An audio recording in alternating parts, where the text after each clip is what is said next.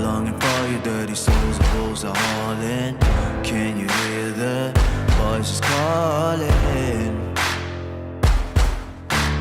Do you feel how they are dragging, waiting for a second to push you to your limits, going stronger, feeling better?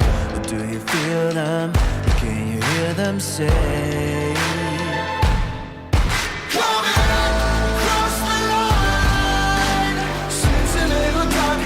trust me, you have nothing to come in, take the start, follow, leave it all behind, welcome to the other side.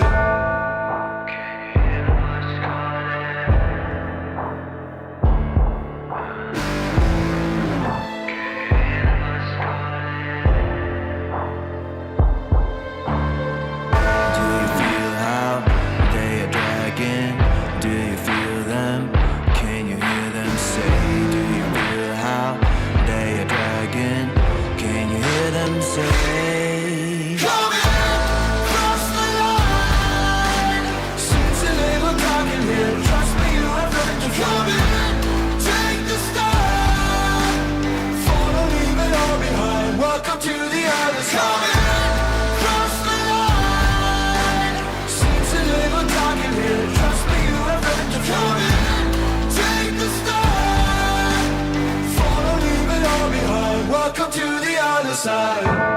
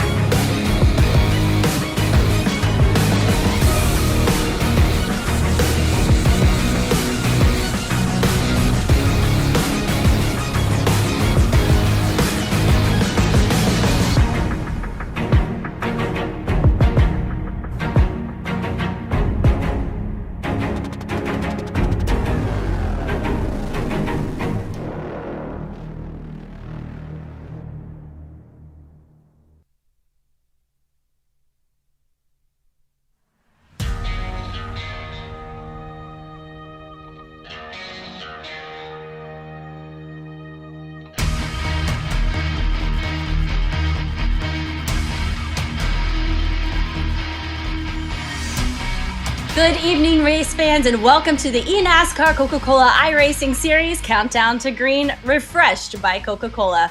We are live from the virtual Charlotte Motor Speedway for round 9, the Coca-Cola 300. I'm Amy Long. Hello to all of you spending your Tuesday nights with us and watching on iRacing's platforms and on eNASCAR.com. Great to be back with the gang. Brandon Guttel, Michael Guerrilla, and Chris Overland. How you doing, guys? Welcome back, Amy. We had James for a week, but now we got back where we should be. So yeah, it's a quick turnaround for us, guys. We were just on the air last week. Yeah, really quick turnaround. We're on the second leg of a back-to-back race weeks for us and the drivers. After tonight's race, we'll be at the official halfway mark of the season. But before we head out virtually to the home track for NASCAR for the longest race of the season, let's have a look back at what happened during the round of 8 at the debut virtual Circuit of the Americas, where Mitchell DeYoung and the 2311 racing team took the flag with a 17-second lead. The pace car is down at the safety of the pit lane. In a debut trip to Austin, we say, let's go racing at COTA. Oh, and Bobby Zelensky turned in the very first corner of the race. They will pile in turn number 1. We knew, Tim, that corner was going to be a concern. And it looked like there was 3 or 4 cars trying to get into that hole. And look at this hole right here. Bobby's already 3 wide in the middle here, trying to get what he can and make up for lost time. There's one little hit there, I believe, from Nathan Lyon. And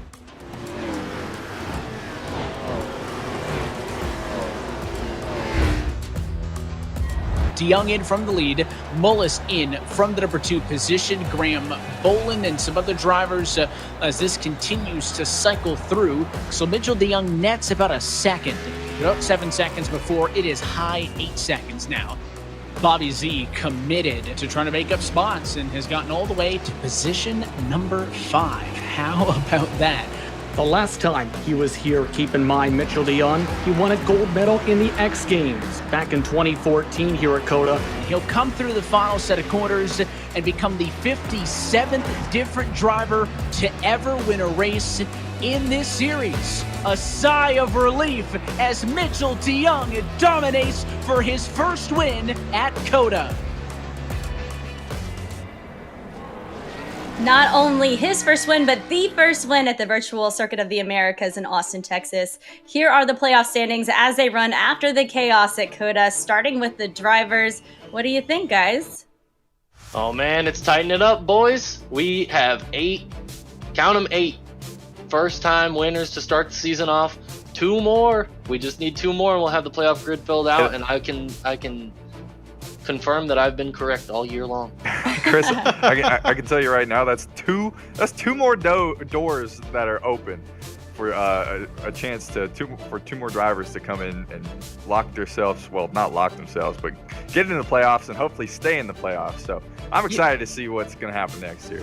Yeah, but for how long are those doors going to be open? I mean, we talked about it with Chris. He said he's already right in his prediction that we're already going to 10 wins and we're getting up there. So will those 2 doors get filled, or are we going to see some repeat winners amongst our top 8 in the next few races before the playoffs start? Yeah, not only 8 different drivers, 7 different teams represented as well. Here's a look at the team standings. Any surprises here, guys? Well, you know, no real surprises. I think the fact that 2311 is the only team that has multiple wins really shows why they're in the top. But, I mean, Mitchell DeYoung is 17th in points, and they still have the point lead as the team. So, that is pretty interesting. Yeah. You also see Junior Motorsports there. They fell down to 9th after last week, so they didn't have the run that they wanted. You expect Michael Conti to be better at the road courses, and he didn't have a great run last week. So they're hoping to rebound there too. Yeah, I mean, the fact that team, I mean, we talked about them as maybe even playoff contenders, championship contenders at the end of the year, and they're just not performing right now. And that gap's starting to build between them and the 2311 team, and it's going to be only insurmountable from here if their performances continue the way they are. But also, you see Stuart Haas creeping in. We saw the likes of Williams scrapping at the bottom of the top 10 there, but now Stuart Haas coming up in there after Graham Boland had a top 3 finish last week at COTA. So those guys are on the right trend as Junior Motorsports is on the way down. Boys, Definitely. I think we're gonna. And sorry, go ahead. No, I just think we're gonna get a couple of calls here, considering none of the teams that we drove for the last season are in the top 20 or in the top 10 in points. So. Yeah. Yeah. It hasn't been a great go for them. Yeah. Definitely. Well, we're going to keep on checking in throughout the rest of the season. As I mentioned, after tonight's race, we're officially at the halfway point. Before we get to tonight's race, though, thoughts on round 8 of the eNASCAR Coca-Cola iRacing Series, their debut out at Circuit of the Americas. Michael, your takeaways? Well, my biggest thing is just the fact that we saw a crazy and chaotic race at Coda, but the fact that we saw our main storyline going into it, Mitchell DeYoung and Zelensky were going to battle it out for the win, and we didn't get to see that play out. I mean, it was a one-sided battle after the lap 1 incident that took Bobby out of the contention, but when it came down to it, even though Mitchell really wasn't pushing with how much of a gap that he had out front, Zelensky, with a lot of damage on the front end of his car, had the pace at times to match, if not be better than the likes of Mitchell DeYoung. So I'm excited to see what the duel of these fates are going to come down to over the next 2 road courses at Watkins Glen and Road America later this year before the playoffs start. And just the way these guys are going to battle for playoff points should these guys both get a chance at victory. So it's going to be setting the precedent not only for the remaining courses for these guys, but also the rest of the field as well. Yeah, most definitely. Chris, William Byron Esports coming out of the gates pretty aggressive too, I'd say, this weekend. Yeah, and this kind of ties into what Michael said. I would have loved to see that battle between Mitchell DeYoung and Bobby Zelensky, because even when Bobby got spun out and he had the damage, they were actually very close in pace, and I think Bobby could have even given him a run for his money. But we didn't get a chance to see it because down in turn 1, lap 1, you can't win the race in the first corner, guys. And Logan Clampett and Nick Ottinger both contributed to this massive pileup we had in lap 1. They were leading the point standings going into this event. Clampett actually wrecked again on this same lap when spinning off the race course, and I believe actually got into another incident later, in like 3 laps later. So they had a very, very poor showing, and we know that Clampett and Ottinger have the talent. It was just a very, very bad and I would say embarrassing night for William Byron Esports. Yeah, and also some missed opportunities last weekend too. Brandon, your takeaways? Yeah, I mean, Bobby Zelensky, guys, he was my pick to win last week. Obviously, he's the GOAT on these road courses, and he got involved in that lap 1 wreck. Obviously, he got contact from Nick Ottinger there that sent him around. Big missed opportunity there. Hopefully he can maybe snag a win at one of these ovals or one of the road courses coming up, because he still hasn't got a win yet, and he's still looking to get into the playoffs. He's been running all right, but he needs that extra just to get him in there and get a chance to win or race for $100,000. So hopefully Bobby Z can get going here and focus and work towards his first win of the year. Yeah, not missing an opportunity, though. All of the fans tuning in to Countdown to Green. Hello to all of you. Thanks so much for continuing to tweet us pictures of your sim rigs back home. We have a couple new photos to share on social media. All of them use the hashtag eNASCAR. All right, let's see what we've got here. Cameron. What is this? I want to know this man's FOV. He's about 10 foot away from his TV. That is a crazy TV, too. It is a Toshiba. I think that's great. He's like got a little soapbox thing going on. I like it. You know what? At least he's comfortable, guys. Yeah, I was gonna say that looks more comfortable than a lot of them I've seen, and he looks like he's getting the job done there. All right, moving on next. Dylan. The underglow. I just need to let you guys know that I begged my mom to put some purple lights under my first car, so I'm already jealous of Dylan's. Yeah, this actually looks really nice. It looks really solid, honestly. You guys notice in the left-hand corner there's a dog there. Oh, he's peeking in. Blocked out from the racing. So blocked out by offensive water bottles.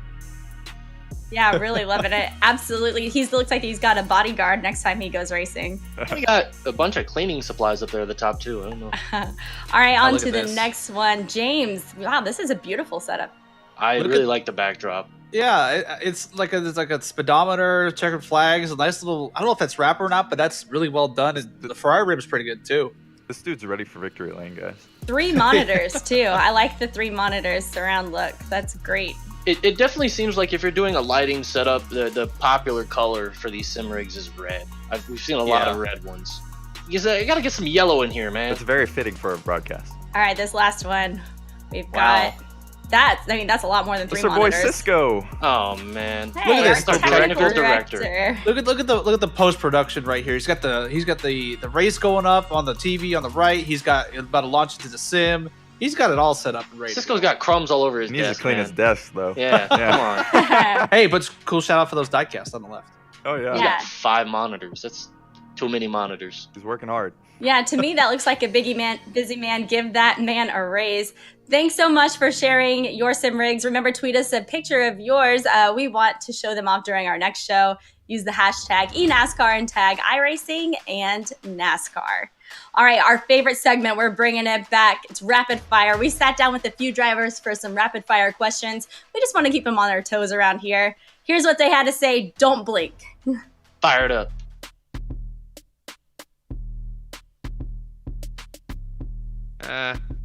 No. I've never tried it, but everybody says it's bad, so it's probably really good. So I'm gonna say yeah. Nah. No pineapple on pizza. Heck no. Heck no. No. God, no. Yes. Free choice, man. You can put whatever you want. Never had that, but I'm down to try it. I like pineapple, so I guess yes. Absolutely not. Never. Ever, ever, never. Absolutely not. Should be a felony.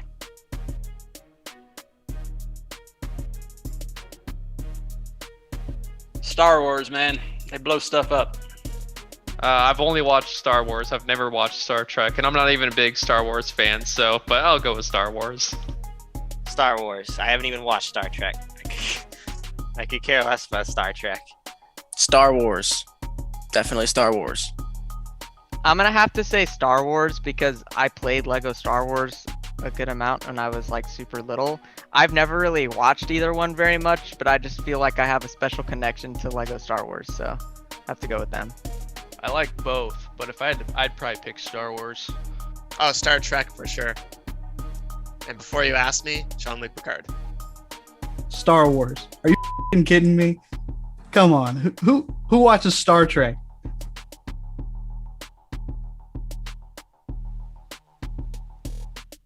Clint. Clint because of his personality. Jeff, all the way. Dude, I was a Gordon fan from the age of like 5 to whenever he retired. 2015, I was 17. Definitely Team Clint. Jeff. I like Jeff. Pretty good dude. So is Clint. I'm just saying. Jeff is I like Jeff. Clint. Jeff Gordon. I'm gonna go with Clint, and that's no disrespect to Jeff. I just feel like I like Clint's story a lot of kind of going back and racing with an underfunded team, and then going to Haas and really performing well, and I just love his story. Probably Jeff. That's a classic. I feel like if you go with Clint Boyer, you're a bit too young. I can't show my age. Oh, Jeff Gordon, easily. Oh, Jeff Gordon for sure. He was my favorite driver when I was a kid. That's a really tough ask. I think Jeff is kind of an OG. Clint's an OG too, but I would have to say Clint because he did drive the number 14, which Tony Stewart drove, and Tony is definitely my favorite. So I gotta go with my boss. How can I not say Clint Boyer? Neither, to be honest. Man. What a response. Hey, we're coming in hot with those hard questions, but we have 3 guys. We could break this tie right now. What do you I don't say? want to break that tie. I'm just gonna go out there and say, for those of you, if we could put my Twitter handle up, if you don't like pineapple on pizza, you shoot me a DM. All right, we'll talk it out. All right, then we'll talk about it, Chris. Pizza. And also, I'm a Mike Joy guy. No Clint, no Jeff. Mike Joy. Oh wow. Yeah, Mike Joy's pretty cool. Yeah, he's pretty solid. Yeah. So we stay tied. We stay tied over here. We're staying tied, and I also want to point out that it sounds like Star Trek needs to maybe rebrand and work on its marketing a little bit for these younger generations. Well, yeah, no, there's like no kids who've seen Star Trek. Star Wars all the way. Hey, Blake Reynolds was really excited about Star Wars. Oh my That's what I like goodness. to see. His helmet in Sim is actually Star Wars. Yeah, it is. So It's I pretty mean, cool. he is diehard. I love to see it, and I love to see his personality too. These rapid fire questions are great. It's fun to see a little bit more personality out of these drivers than we usually get to see. Again, this season has been anything but expected. 8 races, 8 different winners, victorious moments, and some that left us scratching our heads. Brandon's pulled out some highlights from the 21 season thus far that made us say, come on, man. Here we go. Here's Daytona right now. We're looking back where we've got Brian Schoenberg, Derek Justice, the JTG Daughtery teammates pitting. Brian Schoenberg saying, hey guys, I'm pitting. He's trying to pit from the second lane, makes contact with Garrett Maines. He hits the inside wall. Some others barely miss it by. What are you doing, Brian? Brian's trying to pit from the second lane. I don't really know how that's supposed to work at Daytona. Gets a little bit of help from his teammate. Come on, man. Come on, Brian Schoenberg. Oh, no. Here we are at the Homestead Miami Speedway, where we have Keegan. He's just now taking the checkered flag to get his one of many wins. He's got too much wins now, way more than I'll ever have in this series. Here he is. He's coming to do his burnout here. He's going to back it right into the wall, just like Denny Hamlin did at Pocono like forever ago. Hit the wall again. Chris, what do you think about that? I think Chad Knaus had something to do with that, probably. Hey, he's just trying to pass Tech. Come on, you got to do a better burnout than that. Come on, man. And here we are at Las Vegas Motor Speedway, where we got Blade Witt obviously making the 14 car look way better than it was last year. He's going to try to clear himself, though. The spotter says not clear, and he still comes up anyway on Graham Bolin. And a big crash happens after that. Many cars get collected. Obviously, Blade Witt did not know a car was outside of him there. Keegan Leahy was getting involved. Michael Guest, Garrett Lowe. Ouch. Just a bunch of cars involved there. Blade Witt, unfortunately. Come on, man. You got to do better than that. Car high. Here we go at the Atlanta Motor Speedway now, where we have John Gorlinski and Graham Bolin side by side. Oh, no. Graham Bolin had made contact with John early in the race.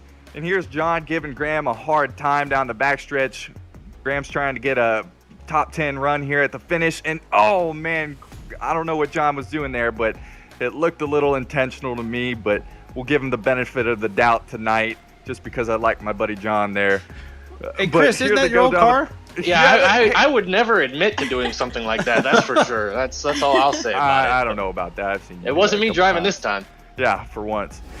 But come on, man. Come on, John Gorlinski.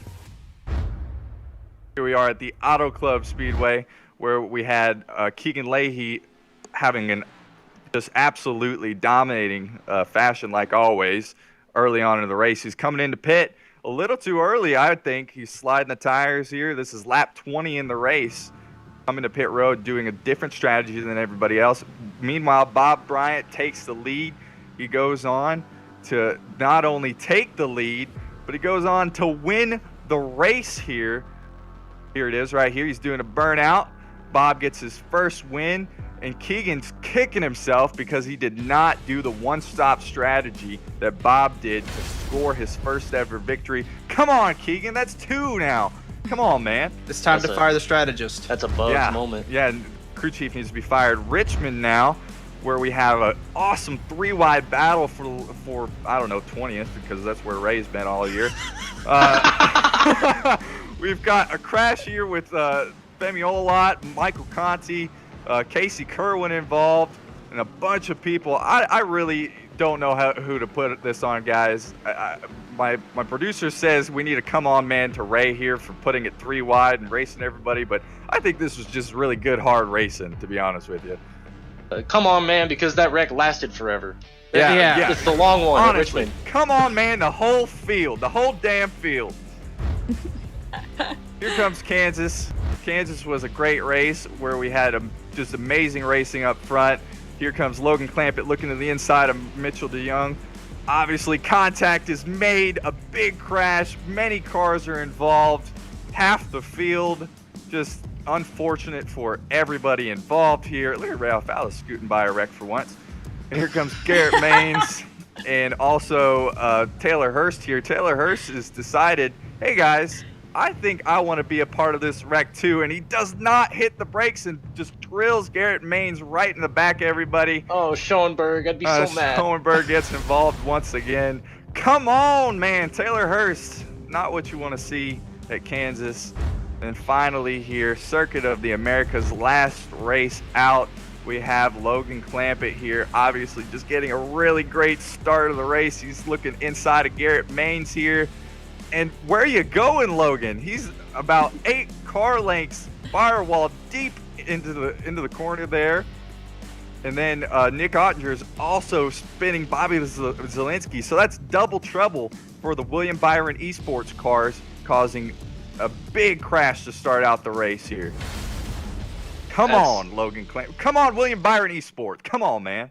Oh man, wow, what a humbling moment for all of these drivers. I think they should watch these back. Hey, all 3 of you have been behind the wheel this season as well in the Road to Pro series. So let's have a look at the format, where we're standing this far. Chris, to you, take it away. Yeah, I'm glad we're not doing Come On Mans for Road to Pro, but we've got, just to give you guys a refresher, we've got the Road to Pro qualifying series going on right now.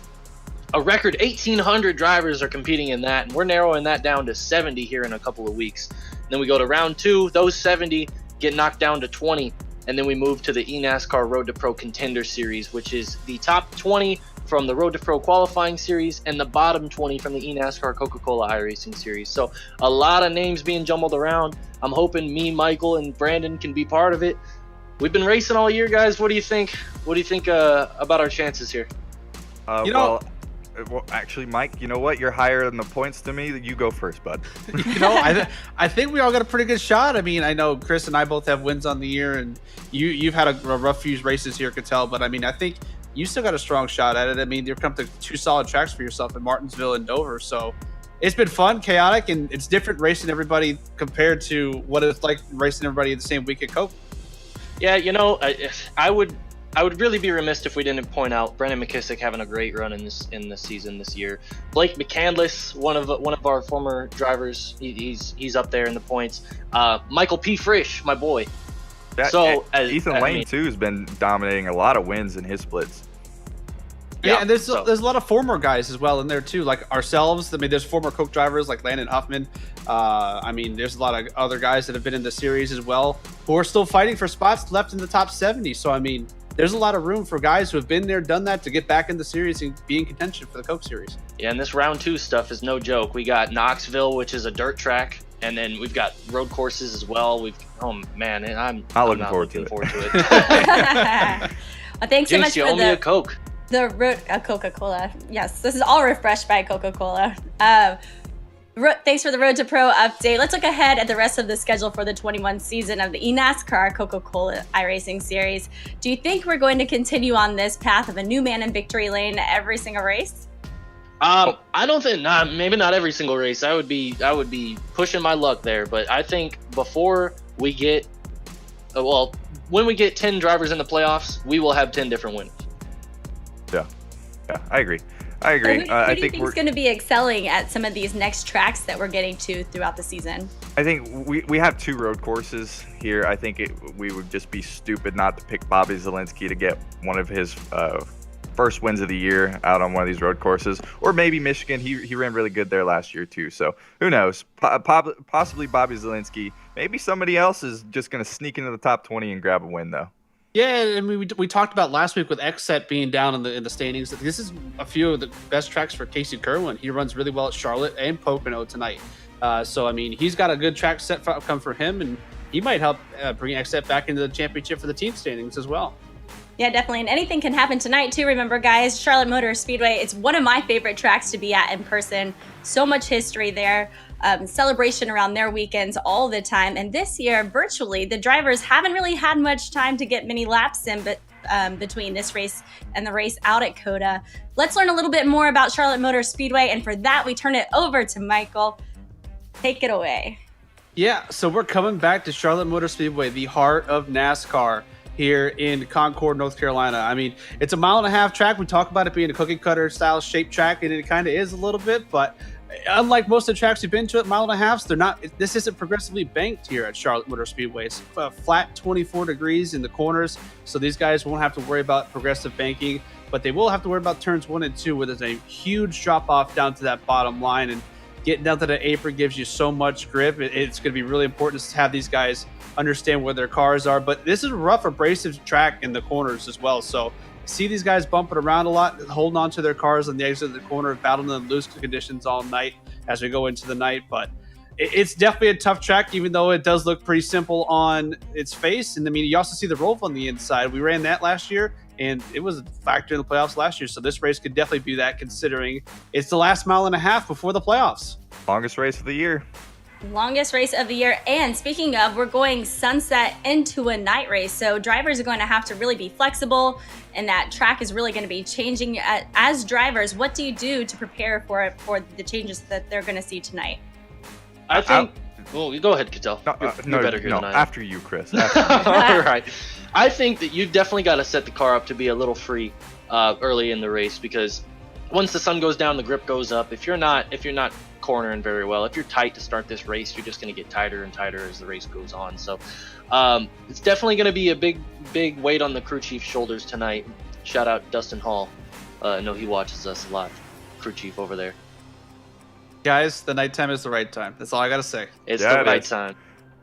One take Monday. Brandon, did you have any final thoughts on that? No, I think I'm pretty good. All right.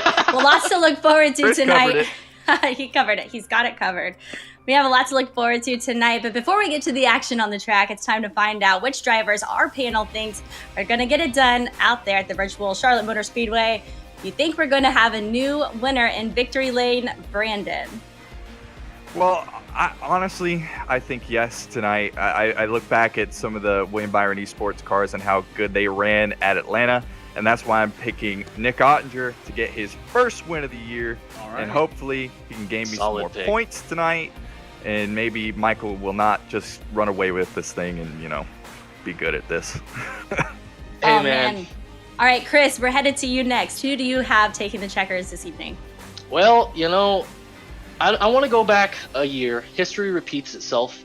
The 17 Ford won this race last year, and it's a new driver this year, the rookie sensation, Steven Wilson. Good pick. Gets the job done tonight. Roush wins tonight. They get a win under their belt.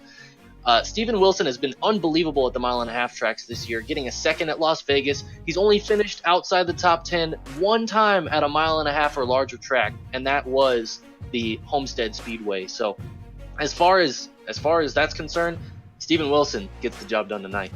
All right, and Michael, the last person to pick, but the first person to pick an actual winner. Who do you got taken tonight? Yeah, that is true. First time winner that I picked. Yeah. But I mean, Steven Wilson, I just want to say out Chris's pick for real quick. He's a rookie. That's strong performances. I'm going to pick another rookie as well. Isaac Gann in the 44 machine. He's going to be the one getting it done. He's also shown some strong performances on the mile-and-a-half, competing inside the top 5 at Atlanta, Kansas. So, I mean, he's got the credentials to be in victory lane tonight at Charlotte Motor Speedway. And for Chris's sake, he will continue the trend of different winners.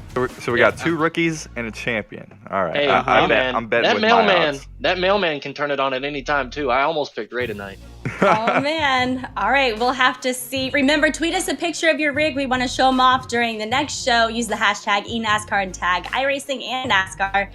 For everyone behind the camera bringing this show to life, thank you so much. And for Brandon Cattell, Chris Oberlin, Michael Guerrilla, thanks so much for joining us to Count Down to Green, refreshed by Coca-Cola. Fans, get ready. Up next is a round of 9 for the 2021 eNASCAR Coca-Cola iRacing Series. Stay tuned and enjoy the race. Get your phones out. Get your cameras out. This Coca-Cola Zero Sugar tastes mighty delicious. Come on, buddy.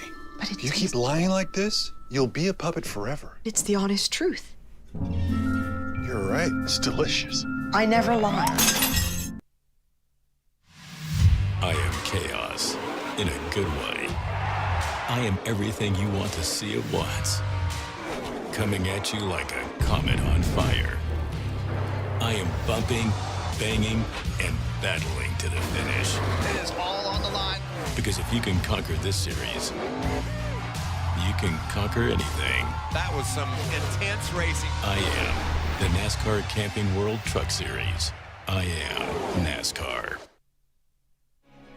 The Earnhardt name has been involved in every generation of NASCAR race cars in history, from the earliest days of the Grand National Series to the modern version. And today, I'm proud to be here to usher in the next generation of NASCAR Cup Series cars. The next gen cars are here. and you don't need to wait any longer to get behind the wheel. Drive the future of NASCAR right now on iRacing.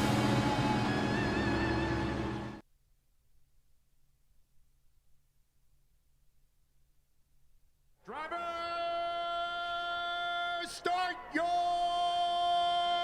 engine!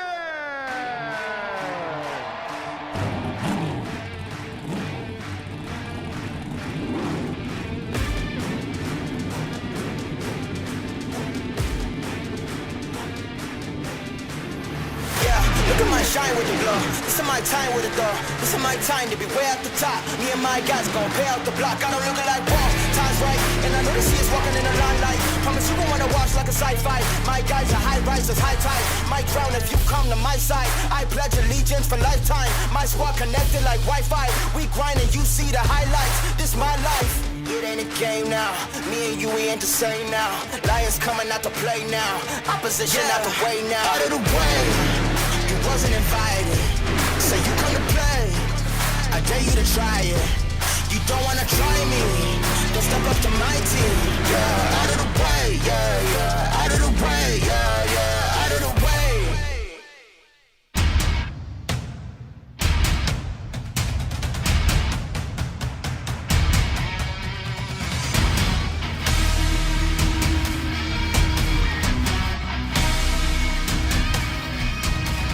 The road to $300,000 gets ready for its longest race of the season. Where tonight from the virtual Charlotte Motor Speedway, we say good evening, sim racing fans, and welcome to the Coca-Cola 300 Round 9 of the eNASCAR Coca-Cola iRacing Series. And happy that you're with us, as always, on the iRacing Esports Network and streaming live at eNASCAR.com. Alongside Tim Terry, my name is Evan Pasoka. Tim, just 1 week removed from our debut trip to the road course and Circuit of the Americas, first of many in the second half of this regular season. And the boat continues to fill up, as you've been saying. 8 different race winners in 8 races so far this year. But a new challenge as we head here tonight for the longest oval race of the year in 300 miles. Always love coming to Charlotte because it always brings us some thrillers. We've been here 12 different times, Evan, with the oval, and it's brought us some really good finishes, some great races. And oh, by the way, 12 races, 12 different winners. There's only one driver that could spoil both of those parties, and you're looking at it right now on your screen. He's got a great view for the front of the grid. These races are going to be that much more critical as these weeks start to tick away. If you include this evening, there are only 6 races left until we go racing in the playoffs here in 2021. Let's go trackside for the command and hand things off to Senior Vice President of Operations, Programs, and Entertainment for the USO, Christopher Plamp, for the most famous words in motorsports. I am so excited to be here representing the USO during Military Appreciation Month, and all I have to say is, drivers, start your engines.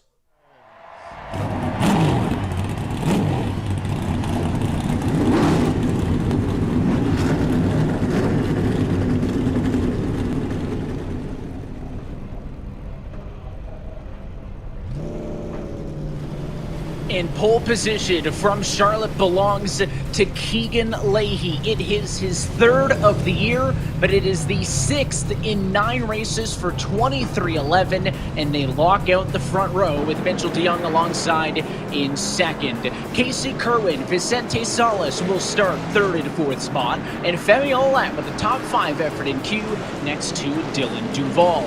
Isaac Gann, Ray Alfalo will double up for row number 4, side with Jacob Matheson and Brian Schoenberg on row number 14. 29th is Jimmy Mullis, and 30th is Ryan Luzo. Derek Justice has work to do from 31st, Sean Berlinski 32nd, Taylor first, Blake Graham Nolan, Corey Vincent, Chris Shearburn, Ashton Crowder, and completing your field, Nathan Lyon, and the Mode Motorsports number 75 of Matt Musa. Looked on the bottom of your starting grid here tonight, the virtual Charlotte Motor Speedway. You can see these kind of late afternoon to evening conditions. We will race into the night here in NASCAR's backyard in Concord, in the longest oval race of the year. This two up next, and with only 2 spots left on the points right now on our playoff grid, it is ever so critical for even some of those race winners to start thinking about maybe I need a second one, Tim, if they want to be safe. But we talk about how long this one is. Walk us through it with a look at our Asus race analysis. Yeah, we're going to go 200 laps here this evening, Evan, 300 miles. Pit road speed's going to be 45 miles an hour. We're going to be key, especially if we see green flag pit stops. Pit road delta start to finish, 22 seconds. 6 tire sets available, plenty of rubber on pit road. Fuel window 58 to 62 laps. And last year's winner is Colin Keister. He's not in the series, but Stephen Wilson occupies his ride from last year, and he's been looking pretty sharp so far this year. Keister led a race high 84 laps in this race last year. That race had 5 different leaders, including our Countdown to Green's very own Brandon Cattell led a lap in that one.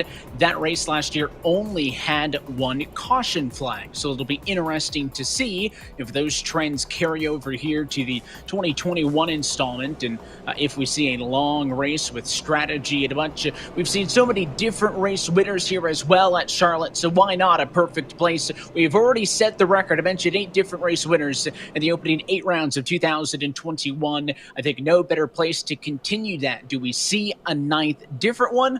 Or, Tim, are we thinking that there's enough heavy hitters with a win in their back pocket that someone is going to be looking for a second? Of course, Keegan Leahy's got one, Mitchell DeYoung's got one, and they've got the best view out of anybody side by side on the front rows. So I would say their odds pretty good out of anybody. With these races getting closer towards the playoffs, if you don't get a second win, Evan, you might have to start thinking points to try to outpoint those drivers that also have a victory. So if you can't win here tonight, if you can get a top 5 run in the longest race of the season, it's not a win, but it's points in your back pocket, right? Points are always going to be important. Of course, if we do have, say, more than 10 different race winners, of course, the playoff points are seeded by wins, then points. The person with a win who would be first bumped would be the lowest of those drivers in points. So wins are not the end-all, be-all. Points still an important factor as we take an on-board look in with all the drivers that we'll be running on board with this evening. We'll be jumping in and checking out those perspectives over the course of tonight's 200-lap race. But 2311 has been so dominant this year. It is their 6th pole position in 9 rounds this season, and they have locked out the front row. Keegan Leahy alongside Mitchell DeYoung. We're happy that you're with us on the iRacing Esports Network. The pace car going to dive down to the safety of pit road, and we get set for the Coca-Cola 300 as we say, let's go racing at Charlotte.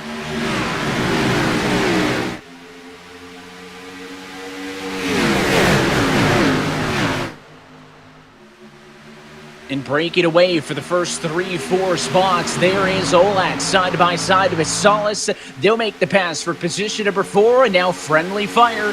Here comes DeYoung to the inside of his teammate for the race lead. And side by side in behind them as well, and Casey Kerwin in that 38 car. We talked about how strong he was at the very start of this season, Evan.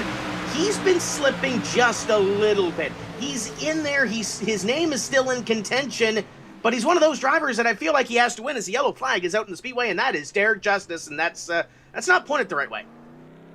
No, not what you want to be doing first time by the start-finish line. Several other drivers were involved in this one. I saw a couple of them running off and through the AstroTurf on the front straightaway, so we will have to see what happened, Tim. I'll blame myself for saying that we went in 2020's installment of this 200-lap race with just 1 caution, and tonight it took us exactly 1 lap to match that number. Let's take a look at the replay. You'll pick up Derek Justice. He's 31st position here in turns 3 and 4. That's at number 16 of Machida, John Gorlinski to his outside.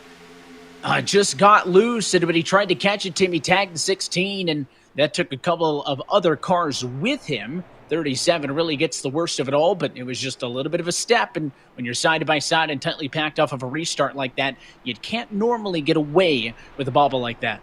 The big buzzwords, as they have been the last couple of rounds of this season, have been the qualifying to try to get out of that dirty air, Evan, and that's Derek Justice hasn't been able. There's been a couple of times where Derek's had a good qualifying effort, just didn't get it this evening, and it might have came back to bite him being right in the middle of that hornet's nest early in this race. it's a long race. You don't want to get behind this early, and they've got some damage on that race car to repair now. So a tough break early on. John Gorlinski is on pit road, but as you see your race leader cycling by the front straightaway, he's going to roll. So that car is not terminal. He is simply just trying to get that thing fixed up as best he could, but he's going to get out there and avoid getting put a lap down. So that'll put him all the way to the rear of the running order. Ashton Crowder, some other drivers, looks like Justice, Busa, Lion, and a handful of cars towards the back of the pack. Coming in this time, maybe some of them for just a splash of fuel. I don't know if they all had damage. Looks like, Schoenberg's down there. Didn't necessarily see any damage on his car, but nobody from up at the front of the field, Tim, coming down. And something that we talked about during the Countdown to Green show is that these drivers will have 6 additional sets of tires. That's going to be plenty for these drivers to work with. Absolutely, it will be. They have plenty of opportunities to get tires if they do so desire here this evening. The one thing I mentioned off the top of the show as well, Keegan Leahy in the 32 car, he's already won this season. He's top of the points even with the win. And Evan, this could be the night because Keegan Leahy looking for his second win at Charlotte too. He's in a real good position to do so. And we had Christopher with us as our Grand Marshal this evening. And what a welcome, Christopher Bland, back into the broadcast booth.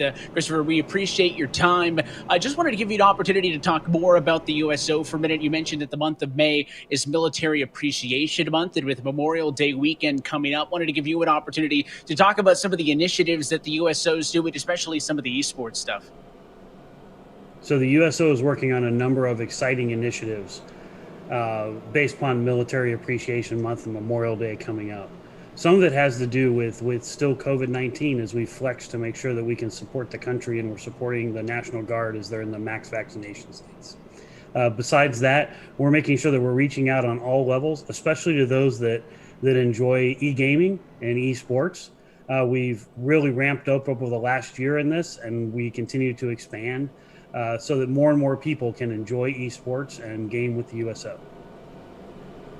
I certainly love that, and there's going to be some really cool activations as well, I know, at the Coke 600 this upcoming weekend that we're going to talk about in just a little bit on the broadcast. But again, Christopher, appreciate your time, and thanks again for being our Grand Marshal. That is Christopher Plamp, the USO Vice President of Operations, Programs, and Entertainment. And speaking of entertainment, Tim, going to get back underway here. Restart with 5 laps down. Not the start to the Coca-Cola 300 we wanted.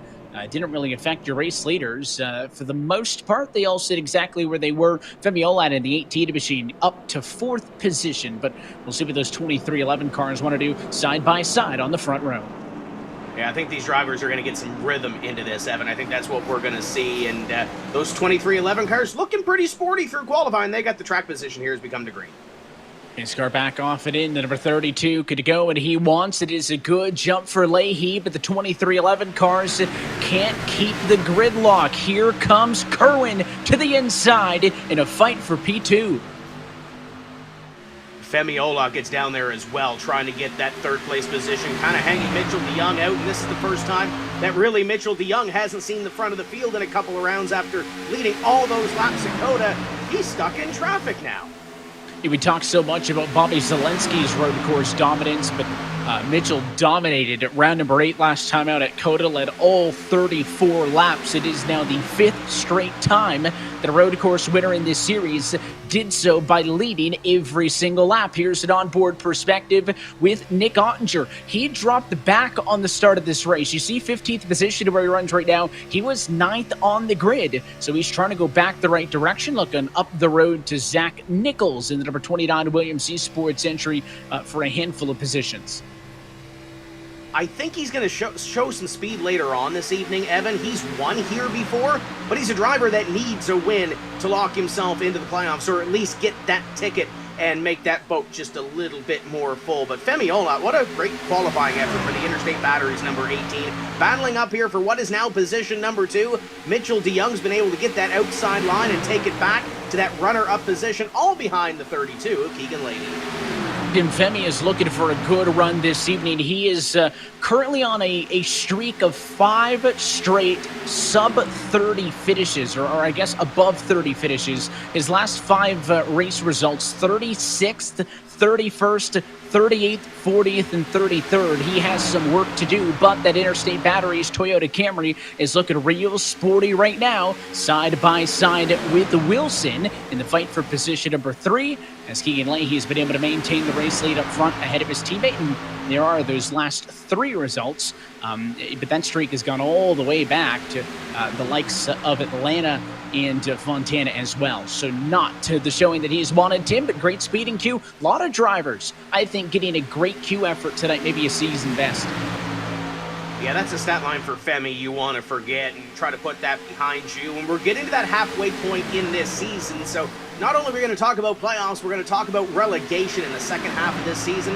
It's something that Femi wants to stave off as we ride on board with Logan Clampett. He's currently stuck in the Hornets' nest around 25th. Hey, Logan Clampett is very happy that we're back onto the ovals, finished back in the middle of the field when we were racing at COTA last week, but has a long way to go, riding in position number 25 at the moment, working on the inside of the racetrack. He's somebody else who lost a ton of spots, so it was both he and his teammate Ottinger who just did not get going on that very short start of the race, right? That one lap before we had the yellow was not working out well for him, and Logan Clampett, a driver who is already a race winner this year, but on top of that, Tim, is good in the unweighted points, right? If you take the win. Charlotte in 2017 needs to turn this season around. I think this is the opportunity to do so. It's a long race. It's a Ray Alfala type race as he battles side by side with, it looks like Isaac Gann. You got Dylan Duval up the road. Some familiar company in there with the 51.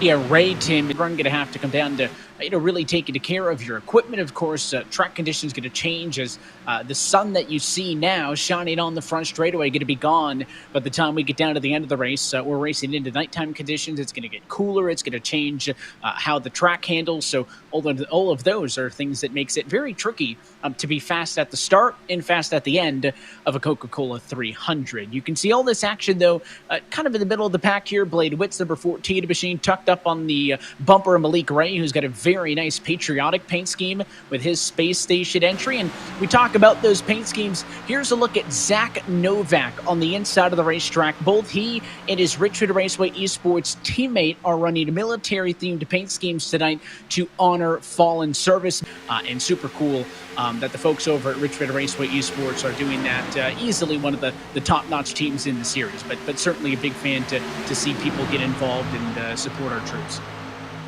And Richmond Raceway Esports always brings some sharp race cars to the racetrack. This number 90 is Zach Novak, is right up there as well. Beautiful paint scheme. And right now, Zach bringing that thing towards the front of the field. I know Zach has kind of had an up and down season, kind of a roller coaster when it looks at results, but trying to put that all behind him in the longest race of the season. And here's the other thing, Evan, coming in, and you look at a guy like Ray Alfala, who we talked about a little bit earlier, had a dismal effort when it came to COTA. We come right back next week, or this week, what would be the 300-miler, the 200-lap race for the Coca-Cola 300, and then we've got a couple of weeks off, so if you have an off week at COTA, you come back, you can rebound in 7 days. If you have a tough night here, you got some time to sit and think about it, so I really wouldn't want to have that bad night here. I want to go towards the front, and for Ray Alfala, he's definitely doing that right now as we continue to look back. There's Michael Conti on your screen in the 8th. One of the junior motorsports entries, the second half of that roommate duo you talking about with Logan Clampett, the de facto home race. Those guys live just about 8 minutes down the road. They could probably, if we took a camera over the grandstands here, see their street in the sim based on how close they are to the speedway. Not so good for the second half of the junior motorsports duo, though. Just a housekeeping note, Brad Davies was penalized for pitting on a closed pit under the first caution flag period of the race. Just like in real NASCAR, Tim, that team pleaded with the officials to have that penalty rescinded. They weren't able to do so, and he has come down pit road and is now dropped 2 laps down. And I mentioned there talking, with our grand marshal tonight, Christopher Plant with the USO, some of the cool things that they're doing with an activation at Charlotte Motor Speedway. And here is a look. SimSeats has built 4 simulators that will be featured in the Charlotte Motor Speedway fan zone with donated hardware from eNASCAR partners. And after the weekend, these sims will be donated to the USO. So you can actually race these in the iRacing experience this weekend at Charlotte Motor Speedway. All fans are welcome to come by, set a fast qualifying lap, and see if you can top the leaderboard for the weekend. I know that Corey LaJoy, Noah Gregson, Sheldon Creed, Zane Smith, Riley Herbst, Jonathan Hardivacek, and Austin Hill are all going to be coming by to put in some lap times.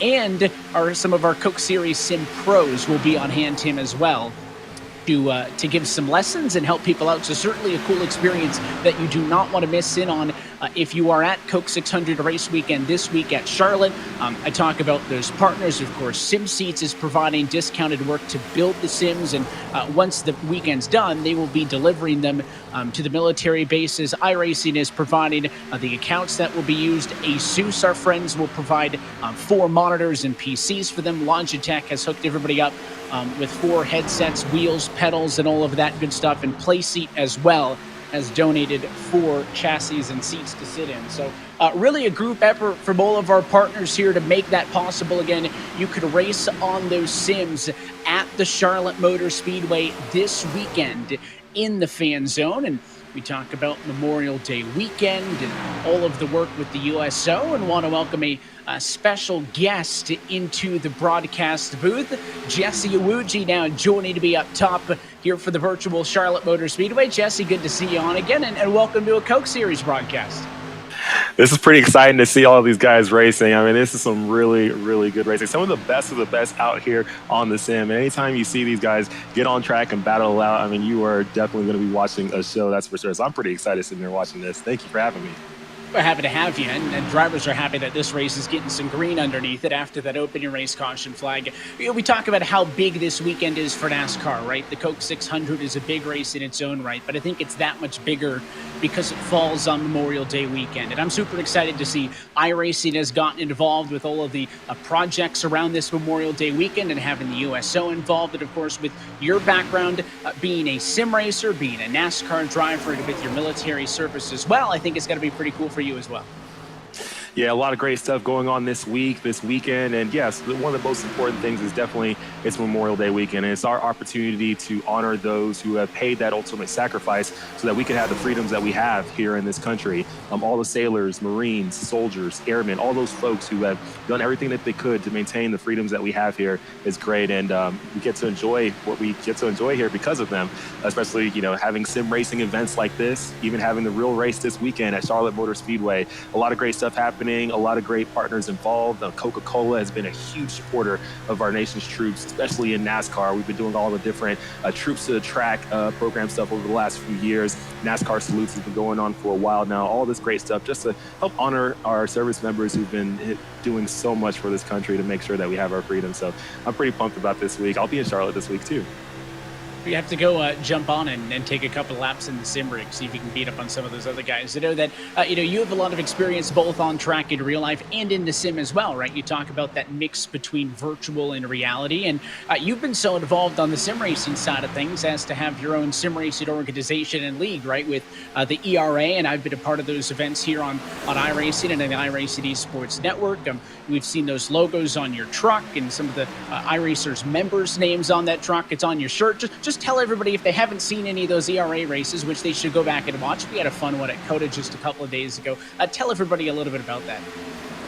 Yeah, ERA was pretty much created for the fans. We wanted to give the average person the opportunity to try to fight their way into a race and compete for cash prizes. So we decided to create ERA, the E-Racing Association, and use the platform of iRacing to help bring more fans into the sport so that somebody could pick up a rig, try to get better each day, practice, and eventually try to work their way into one of our races. And our races are open. We don't just have, a straight cut league where it's just, hey, we have these drivers and that's it throughout the whole year. For that's the Coca-Cola series. These are the best of the best of the best. For us, we want to take everybody else who maybe didn't have the opportunity to get into this series here and give them a chance to get broadcasted on, on all the different networks out there, and then have the opportunity to compete for prize money. So it's been really great. We've given away, I think, around $20,000 so far over the last few months in our events. So we're giving away real cash and we're helping change people's lives. People can use the money to get into a real life race car and work their way up into NASCAR, whatever they want to use it for. But it's been a huge blessing to just even have the opportunity to put on these events. And we've been having a lot of fun. You've been doing a great job in the booth. Thank you so much. And all the folks who have been supporting our efforts, it's been really great. I'm always down if it's a good sim race, and it's been a lot of fun. It's even attracted some of our eNASCAR Coca-Cola iRacing Series drivers. We watched the action continuing. Stephen Wilson's been able to get up to second, but Keegan Leahy still in control. And on that same topic of racing in the sim, Jesse, of course, we've seen you competing in several of the eNASCAR Pro Invitational iRacing Series races. I think I was the one who took the cheat, or the kind of the cheeky pun of your truck was a jet out there, because we saw the cool VR goggle headset with the green screen. I mean, tell us what that experience has been like, getting into the car with all of the other drivers in the NASCAR Cup Series and getting to represent the military on all those events on Fox. The Pro Invitational has been a really, really fun time. Just getting the opportunity to race with real-life Cup drivers on the sim, race on national TV. I mean, that's huge. I mean, it's just a huge dream of mine. I would have never thought I would have had the opportunity to do this, but it's really cool that NASCAR has given me that opportunity by having the fan vote.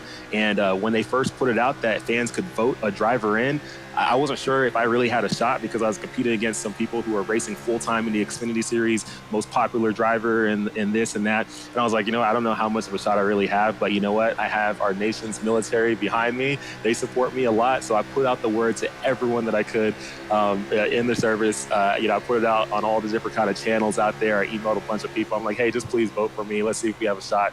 And 3 times in a row, we were actually able to win that fan vote. So big thanks to all who have voted for me to give me that opportunity. We jumped into the races and we've done pretty decent. First race at Talladega, finished P19. Second race at Darlington, finished top 10, P9.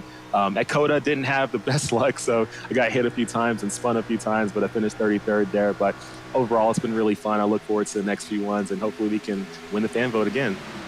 I know it happens, right? Chase Elliott didn't do very good in the Pro Invitational race at COTA. We saw how well that translated, right? He was able to keep it clean and win there this past weekend.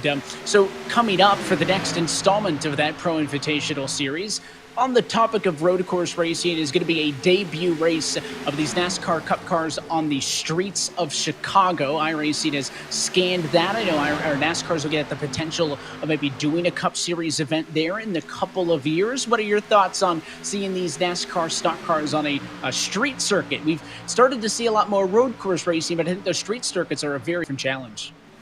This is something I've been asking for years. I've been wanting a street course to come to NASCAR, and finally, I think that opportunity is finally here. I think people are taking it serious. I think it's going to happen.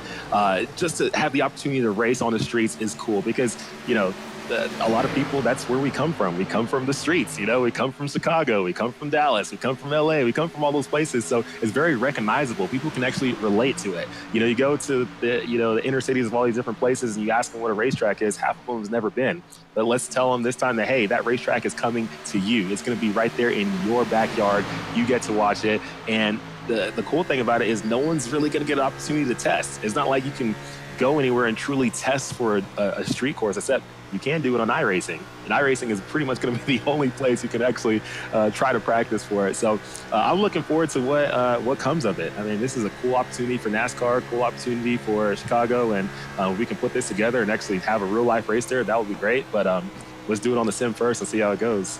Great way to test it out. I know that we see street course racing with the likes of the NASCAR Pinty Series north of the border, and basically every other major motorsport out there. So I think it's about time that we get some NASCAR Cup racing on the road course. This is a long race, Jesse. Of course, most of our races, all of the races, in fact, I should say, for the eNASCAR Coca-Cola Series are half distance of NASCAR Cup Series races, right? So that falls in close to the distance of a Truck Series race and whatnot. With this being the longest race of the year for these guys, we're working comfortably into a green flag run. Pit stop's not going to be that far away. Would you have any pointers for our pros on track here as they're going 3 wide down the backstretch? Clearly, they don't want to take it easy some 40 laps into this race nearly, but what would you give these drivers some tips just trying to maybe manage a longer race than we're used to seeing? Here's my number one tip. In order to finish first, you must first finish. This is a long race, 200 laps for these guys. I mean, that's a lot of laps on a sim. I know there's people at home who are like, oh, it's just a game or this and that. Get on a sim and do 200 laps where there's all this pressure and so much is on the line. Big money, big cash prizes are on the line for these guys. They're competing for so much. They're racing for these different teams. They're practicing so much and putting so much sweat, equity into this. For them to race for 200 laps straight, I mean, that's a lot. So in order to finish first, you must first finish. You got to be smart. Take care of your tires. Take care of your car. You can't be beating each other up. You can't be banging each other around. You can't be doing all that stuff. Even though they're going 3 wide into the corner lap after lap, you got to be smart. You got to get through it. You got to be there at the finish. I mean, that's it. You just have to use your mind. It's not just 200 laps. It appears like it's going to be 200 laps to 3 wide most of the time, right? They're having fun. Backs are going to be sore. They're going to be sweaty at the end of the night. But that is, I think, what makes this so exciting. Jesse, we'll let you jump out of here. We really appreciate you sticking around and chatting with us. Again, best of luck for those upcoming fan votes for the Pro Invitational Series. Best of luck when we see you on track next, and I'll catch you out for the next DRA race. Thanks for chatting. Thanks so much, Evan. That is Jesse Wuji, our special guest on tonight's broadcast. We continue watching this battle. Mid-Pack 21st is where all of the action has been. Tim Terry watching Jake Nichols, Nick Ottinger, Ryan Doucette go at it. Blade Witt just ahead of them as well in P21. This done some work that have put the boots on in the first 44 laps and come to the front. We've got some drivers that have kind of gone backwards, fallen back. I look at Isaac Gann, who's running 13th right now, and if this 20th place battle continues to move forward, he's not too far up the road. So there's some drivers that are coming and going, and we talked about that pit window, 50, 60-ish laps starting to get there. That window starting to open just a wee bit. Creeping in to the quarter distance marker here tonight for the Charlotte Motor Speedway, but it's been all Keegan Leahy. He continues to lead from pole. You're watching the Coca-Cola 300 on the iRacing Esports Network.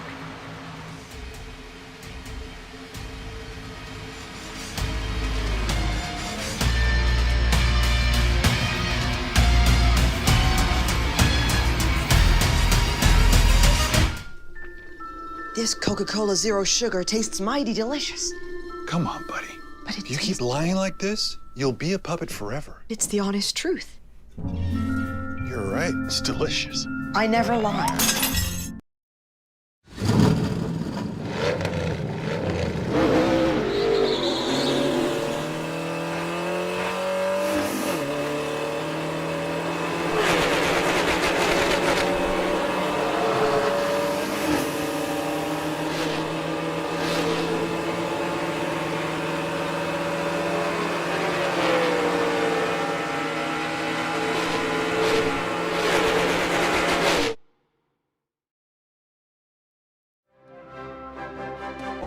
And part of that dream is making all the doubters believe that my name belongs here. I may be new to some, but I am not to be taken lightly. Oh, and now they're really going at it. Yeah, they are. Because if you let your guard down, I will rise above. I am the NASCAR Xfinity Series. I am NASCAR.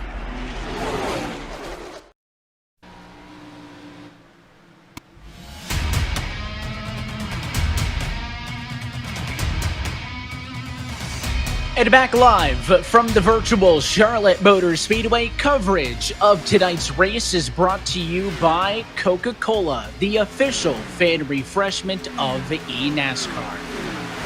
By DoorDash, proud sponsor of 2311 Racing. And by the USO, an official partner of tonight's Coca-Cola 300. Well, happy that you're with us on the iRacing Sports Network. Let's ride on board with our DoorDash onboard camera. Last week's winner, Mitchell DeYoung, rides in P8.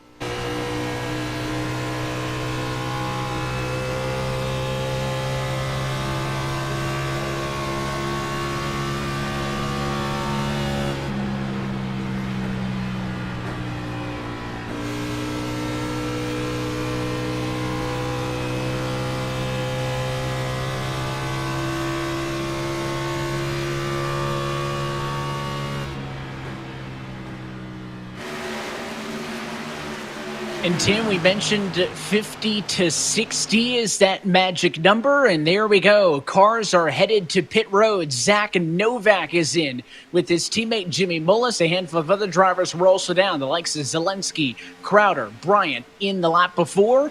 Makes sense to split this one up into 3 pit stops at a quarter distance. I would expect those race leaders to follow suit very quickly. You saw on the DoorDash onboard, Taylor Hurst was able to cut through traffic. He was one of the first ones to pull the audible, and there goes Keegan Leahy down onto pit road as well, the 32, going to head down pit road to the attention of his crew from the lead. Nick Ottinger was also one of those that came down, and he's got the speed to be there at the end of this race. He might have the strategy, too. And with cars on pit road, let's bring in the third member of our broadcast team, Justin Prince, on pit road. As we take a look at, I think that's Casey Kerwin. He made it clear they feel more comfortable with their speed with the 3-stop. They're going to go for said 3-stop. You saw Isaac Ann on pit road in his Valvoline Extended Protection Chevrolet for Clearman Sport. He's off it in. So, Tim, if you go for the 3-stop strategy, your number is 50. You would pit at lap 50, lap 100, lap 150. You get the distance. As now we take a look at Garrett Lowe driving down pit road. If you want to go for the 2-stopper, your magic number is 66. You'd have to pit in right at about that number and then close to lap number 134 or so, and those would be your 2 bits of service. But I wonder if 66 is too far. Casey said that they're going to be somebody who's going to stretch it out as long as they can. So let's see if it's a doable strategy as we look at the battle for the number 6 spot. Malik Ray has it at the moment, as a couple of these cars have picked up a few through the cycle. Of course, we saw your pole sitter and race leader, Keegan Leahy, give up the race lead, but it looks like almost more cars are stretching it a little bit further. And I think it's doable, and JP hit the nail on the head with those couple of caution laps we saw at the start.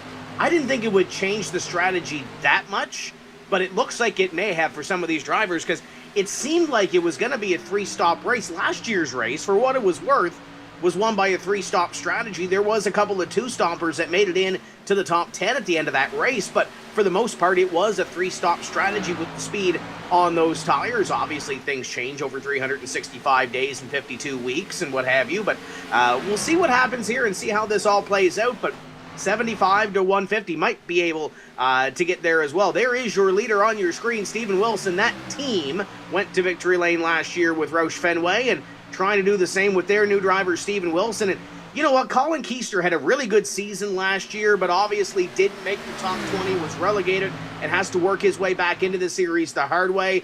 Stephen Wilson kind of starting out the series the same way that Mr. Colin Keister did last year. Very solid at the start, working towards a win here at Charlotte as you ride on board with Nick Ottinger. There's some similarities between the 217 drivers, I think. Yeah, and you can take a look at Ottinger back in traffic. It has not been a good night thus far for those Chevys. A lot of Fords towards the front of the field in this one. And again, a little bit that's due to the pit cycle. You got half of the cars down, but I'll use it as an opportunity to say hi to our friends at Roush Fenway Racing. And what would it be for those drivers to have an opportunity to get another win here in Concord? This is the difference on the tires, though. You factor in slowing down and getting back up to speed, as now it will be Vicente Salas trying to get up to the top spot. As you can see some lap traffic into Mullis, I think, sliding through the middle. Salas up to P2, still yet to pit. And Vicente's had a pretty good race so far as he works there. 2x2, the lead car in this group was that number 9 machine down on the inside of the racetrack. That's a Michael Guest. He is yet to 2 laps or so there, just stuck behind those other cars. It's a fine line. You don't want to push the issue and get into somebody and get into that traffic jam and kind of get in the wrong lane. But as you mentioned, you don't want to waste the time on those brand new tires as the one works around the 11 of Malik Ray. And Malik, great qualifying effort as we documented earlier, running up in the top 10 for most of this race, currently in 5th. So a great night for the 11 so far, as there's the 29 down on pit road. Nichols and Gorlinski going to come to the attention of their crews. Yeah, they head down to the pit lane and get service. Your race leaders, we questioned maybe a little bit. We were told 50 to 60-ish. What could they do on tires and fuel mainly? They're going to be at 1/3 distance the next time by. So the bank is open on the two-stop strategy. So just to round this out, the lead car who has already pitted is Keegan Leahy. He dominated this race up front, but he's down in 28th position. I only count about, if you include everybody from him on back, it would be only 12 drivers that are on, in theory, the three-stop strategy. So clearly a majority pushing to this 1/3 distance marker. Going to go, Tim, for the two stops, which is a little bit different. How big of a deal would it be for that 55 to win another one? Is the 17 was close there on pit road. Yeah, that looked a little bit hot. We're going to have to make sure Steven Wilson isn't slowed down. He was doing 60 at the cone. Of course, pit road speed is 45 here at Charlotte Motor Speedway, but it is not a hard, you get clocked to sit in the box, and that knocks the lead car on the two-stop strategy out of that cycle. Vicente was right with him prior to that pit stop. The 55 was down on pit road to get service. You see a lot more drivers down there as that 17 is still sitting on pit road. It's going to hand the lead over, I believe, to Casey Kerwin. Garrett Maines has had a really good run so far this evening as the 23 of DeYoung comes on to pit road. Nichols in the 24 and the 79 of Doucette on pit road. I'm really impressed, Evan, with the two's short run speed. Especially in the first half of this run, he was able to pick off a lot of positions after starting in 12. He's currently second to your leader on your screen. And now's the fun part where we get to manage several strategies as Kerwin's going to come in for the race lead. A little bit hot look to Malik Ray. He's way over in the pit stalls on the left-hand side of pit road there. Maines is in. You could also see that's Michael Guest into the box. Alan Bowes at number 67 machine a little bit further back as well. So a handful of drivers down pit road. Everybody going to go for the Ford tire and fuel call. I think, Tim, those mistakes more likely to come from that pit entrance rather than, say, overshooting the box. 45 is actually one of the slower pit road speeds that we'll see all season. And Ryan Luz is going to come to the lead here, Evan. And I'm surprised if you would have told me off the start of the night that Ryan Luz would lead his first laps on lap number 72. I would have told you that you were crazy because he's shown an insane amount of speed this week for that XSET team. But Ryan Luz has a lead changes. I think we've already had more than 5 tonight. So that tells me that that race, which also had only one caution over the entire night, was much more uniform. Everybody pitted within a smaller fuel window, and everybody got back out. But as now Luz decides to come down pit road, a more wide open strategy is giving more drivers an opportunity to lead laps. Luz is in, and Graham Boland Justin will now go to the race lead. Ryan Luz was being told right before that pit stop to save, to make his target, because they feel like there is a chance that they'll be able to go full out for the remainder of the run from this point forward. Keep in mind, Ryan Luz told me before tonight's race he felt more confident coming into tonight than he had in any of the previous races so far this year. He thinks he has a good shot at victory tonight. As Graham Boland comes down onto pit road. But if you kind of swing for those fences and you don't get that win and you still finish in the top 5, it's a good point night. So it's kind of a win-win without a win, if that makes any sense at all, to try to get those extra points and move yourself up a little bit closer and be a little bit snug if you have that victory. If you're a guy like Michael Guest or Corey Vincent, we see a little pushing and shoving down the back straightaway as we complete that 76th lap. I think there's a little... Oh, just to touch him. He's fortunate that he wasn't nose first into those barrels. And he doesn't stay in the box to get the damage repaired. He doesn't have much of an option to. So now his question is going to be, will that damage hurt him on this next run as Clampett catches those barrels on the pit entry?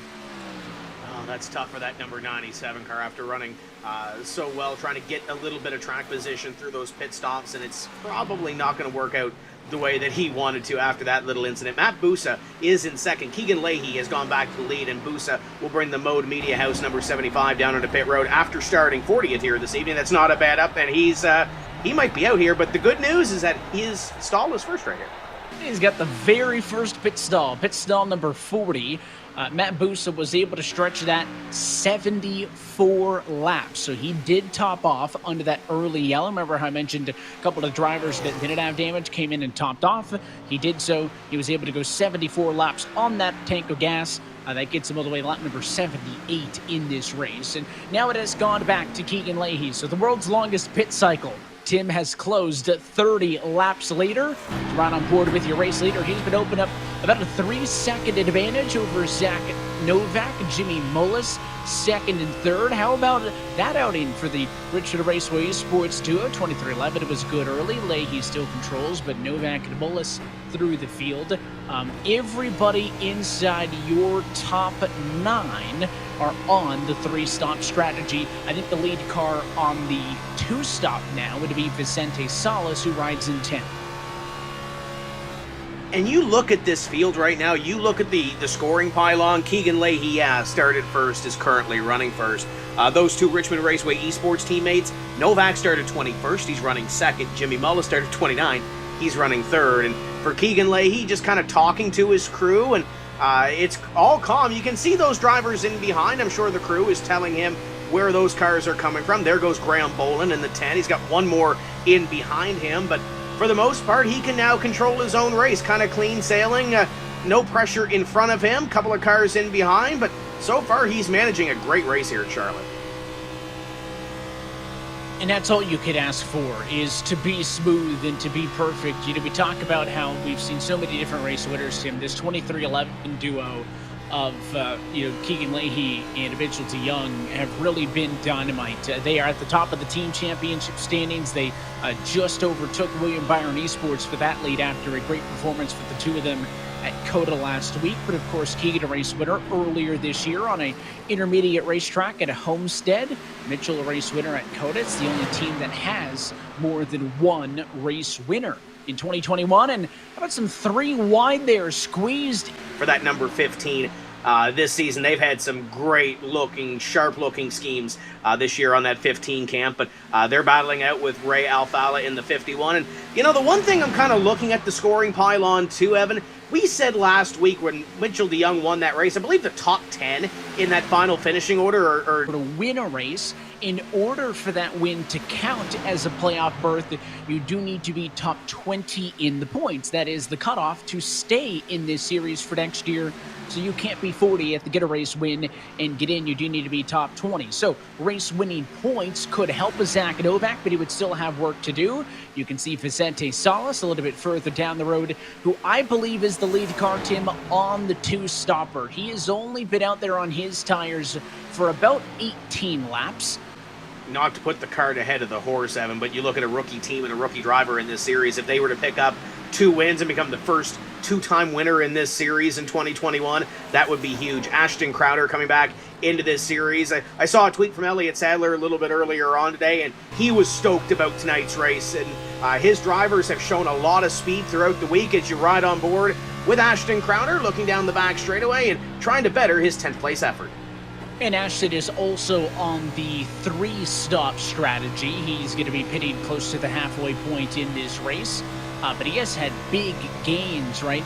Some drivers have lost positions because of their strategy, but Ashton started in 38th, and he is up to P10. So that is a huge pickup for the time being. We'll see where he can cycle out to the end of this one as we watch the battle from Isaac Gannon back for 9th, 10th, 11th spot, and then a second trio back here with Malik Ray, Bob Bryant, and Zach Nichols. This one is for 11th, 12th, and 13th, and looks like Nichols going to try to squeeze through on the bottom. Can't quite clear. Bob Bryant's got the run, and don't look now, but Garrett Maines is on the move with the fresh rubber. He's going to try to find a way through in the number 2 Toyota. Talked about getting what you can get on those tires. Charlotte, often referred to as kind of America's home for racing. It's certainly the home for racing on iRacing, I think. A lot of these drivers, when they started their sim racing careers, raced here in the rookie division. They raced here through Class C in the trucks, through Class B in the Xfinity cars, and through Class A up to the NASCAR iRacing Series, the Road to Pro ladder, and now this Coca-Cola iRacing Series. We've been racing here at Charlotte since 2010, every single year.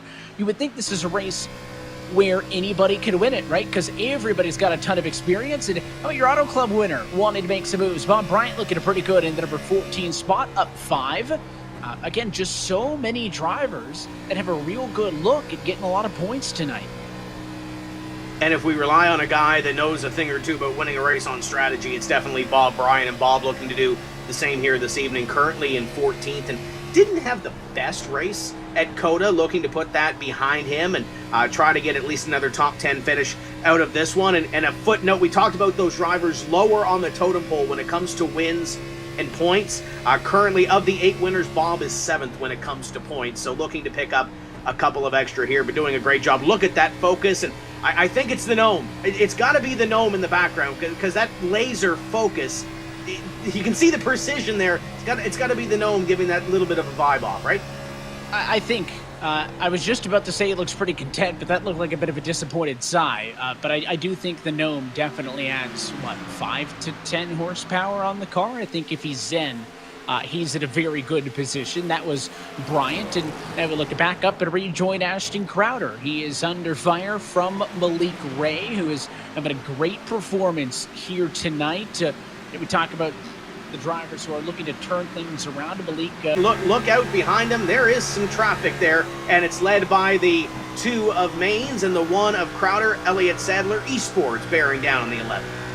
It's sticking with Malik Ray because he's on only 25 lap full tires, because he is on the 2-stop strategy. And here is Vicente Salas. He continues to drive through the field, but he has company. Casey Kerwin is following him through the field. Again, these are the lead cars on the 2-stop strategy. So it is no longer clearly an advantage to Salas, because Casey Kerwin quietly, Tim, has snuck right back up on him. And they've been making some inroads on the leaders, but not a whole lot of inroads on Keegan Leahy. Leahy now has a 4-second lead back to Zach Novak and those 2 Richmond Raceway Esports teammates that are running in 2nd and 3rd. But Vicente definitely has that second, or that 2-stop down, the 38 in behind him. Casey Kerwin qualified well, has some speed, and is putting himself in a position to potentially win this one and try to get that playoff ticket if you're the 38. That's the goal. Casey Kerwin trying to get himself locked to a championship position. It comes into this evening 14th in the regular points, but again, if you factor in the wins, that drops him all the way down to 18th position. This time by, going to be halfway home from Charlotte Motor Speedway. Let's take in the sights and sounds and go iRacing full throttle.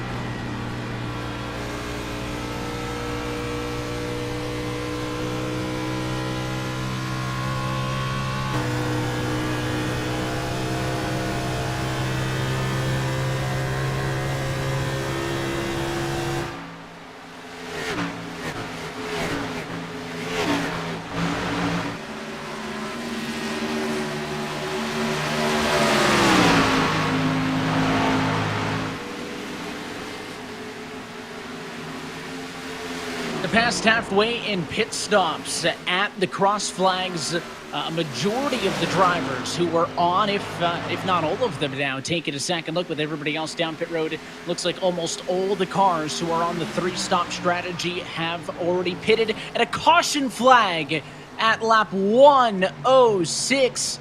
This changes everything.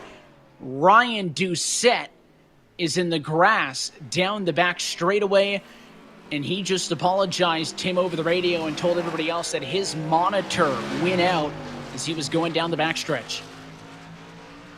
Well, that's definitely going to change the strategy for those guys that were on the three-stop, especially a couple laps after coming down onto pit road. For Vicente Salas and those guys, Casey Kerwin, Malik Ray, I think they were planning on some strategy here, but they might have got a little bit of a gift here. Yeah, we'll see how this shakes out, because some of the drivers who just pitted, if they're still on the lead lap, may not lose out all that much. There's the replay, and you can see Ryan just didn't know where he was when that monitor went out. I don't know, Tim, is that like the hood going up down the back straightaway? You just can't see. He was very slow, and then caught the outside wall, bounced off into the inside wall. So all the drivers who were going to wait until about lap 136 are now coming down pit road. So everybody is in but Vicente Salas. The 55 has stayed out. It will maintain the race lead. No surprise that Keegan Leahy doesn't pit, Tim, because he was just down pit road 3 laps ago, but this call by Vicente is a bit surprising and certainly a gamble for the driver of that 55. I'm not sure if he missed the call to pit road or not, but if he does stay out here, Evan, it traps a bunch of guys a lap down. Guys like Jimmy Mullis, John Gorlinski's right in behind the leader, Nick Ottinger, Steven Wilson. There's some drivers that are 1 or more laps down just in behind Vicente. So if he was waiting for the pace car, I do believe is what we're being told. So if he bypassed pit road and had to wait for the pace car, that might not be the strategy per se that he wanted to play. But now the question is, do you stay out or do you come down? And we'll see if we can find out. Certainly if he pits, it would imply that he didn't mean to stay out, because there is nothing to gain from pitting on your own a lap later, because now not only would you go to the back of everybody else who is on a different strategy, but you're going to go behind them all. And that does appear to be the case. So what that means is basically Vicente was waiting for the pace car to catch him before he came down pit road, because if he came down pit road in front of the pace car, that would be a penalty. He was not in the correct position, and then just as he passed pit road, pace car caught him, pit road opened, he missed out on the opportunity to pit, and instead he'll go from being the leader on the 2-stop strategy to the very back of the grid. And you heard the issues with Doucette, Tim. Let's dial up the 79. Yeah, see if we can't chat with the driver of the 79. Ryan, what happened? Yeah, I was just trying to check my fuel numbers, and I hit one of the wrong buttons on my keyboard and lost all sight. Hit the backstretch wall and just couldn't hang on to it. So everything is good now besides the damage. How bad's the race car? It's pretty hurt. I'm down engine RPMs. Aerodynamically, it looks pretty killed. It's not going to be a fun rest of the race. Doesn't say longest race of the year makes it a little bit longer, eh? For sure. Well, we wish you all the best from here on in. Currently 27. Go give it you can. I'll try. That's Ryan Doucette, driver of the number 79, and you can hear the dejection in his voice, Evan. Not what he wanted to have about halfway through, but try to check those fuel numbers, as a lot of those drivers were, and just hit the wrong button. It happens that easy, and what a way it has turned his night upside down, but what a way it has changed this race. So we thought that maybe some drivers who had already pitted, just pitted in fact, at the halfway point, who were on the 3-stop strategy were going to stay out, Tim. Almost all of them actually come back down pit road to top off. You're going to see some wave bys go through. Mullis, Ottinger, Hurst, Lowe, Gann, Zelensky, Crowder, and Bryant all going to go around and rejoin the lead lap. But they're going to cycle back through to the lead lap in this one. Keegan Leahy stays out, so he's on 5-lap older tires, but almost everybody else on the same strategy as him pitted. So we'll see if that makes a difference for Leahy up at the front of the field. Of course, if you want to learn more about this eNASCAR Coca-Cola iRacing series, for information on the series schedule, standings, and information on how to qualify for this series one day, log on to iRacing.com/eNASCAR for more information. And of course, with iRacing itself, if you're enjoying the action on track and want to get in on some fun for yourself, now's the time to do so, because with iRacing, every day is race day. For more information on how to start your iRacing career, log on to iRacing.com today. It is currently 40% off all new memberships. So make sure you get to iRacing.com for more information. So restart coming up, a whole new game with 91 laps to go from Charlotte. Throughout the varying strategies, everybody's on the same one, and Keegan Leahy from the pole back to the race lead. Green flag flies. We're back underway. We've got some different drivers in some different places right now, though, in behind that 32. The 32 of Keegan Leahy, Evans, kind of remained constant. Casey Kerwin's been up there. Malik Ray's been in the top 5. But now you got a guy like Ryan Luza, the Exet teammate, to the driver going for the lead right now, of Casey Kerwin going to the inside, and Malik Ray's looking for the lead, too. And fresher tires for Kerwin. Remember, Leahy was behind all of these cars. He had just pitted.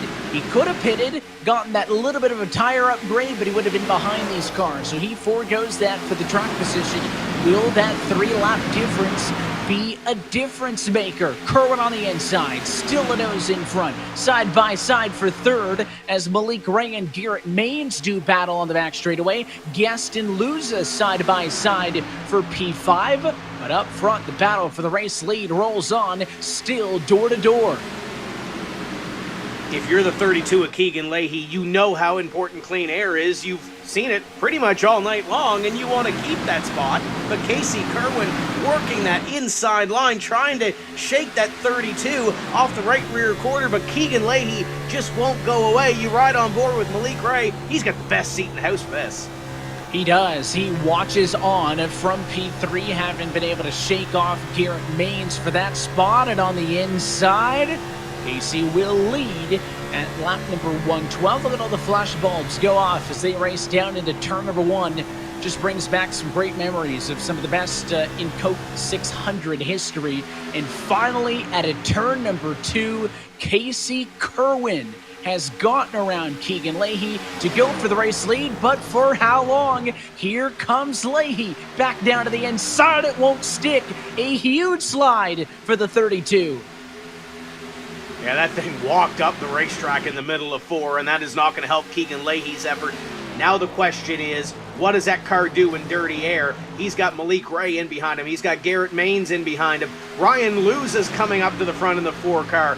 This is the second half of the race where the strategy kind of changed a little bit, even though everybody is on even keel. We got some drivers that are looking for some track position, including that 55 of Vicente Salas, who's in the middle of this pack now.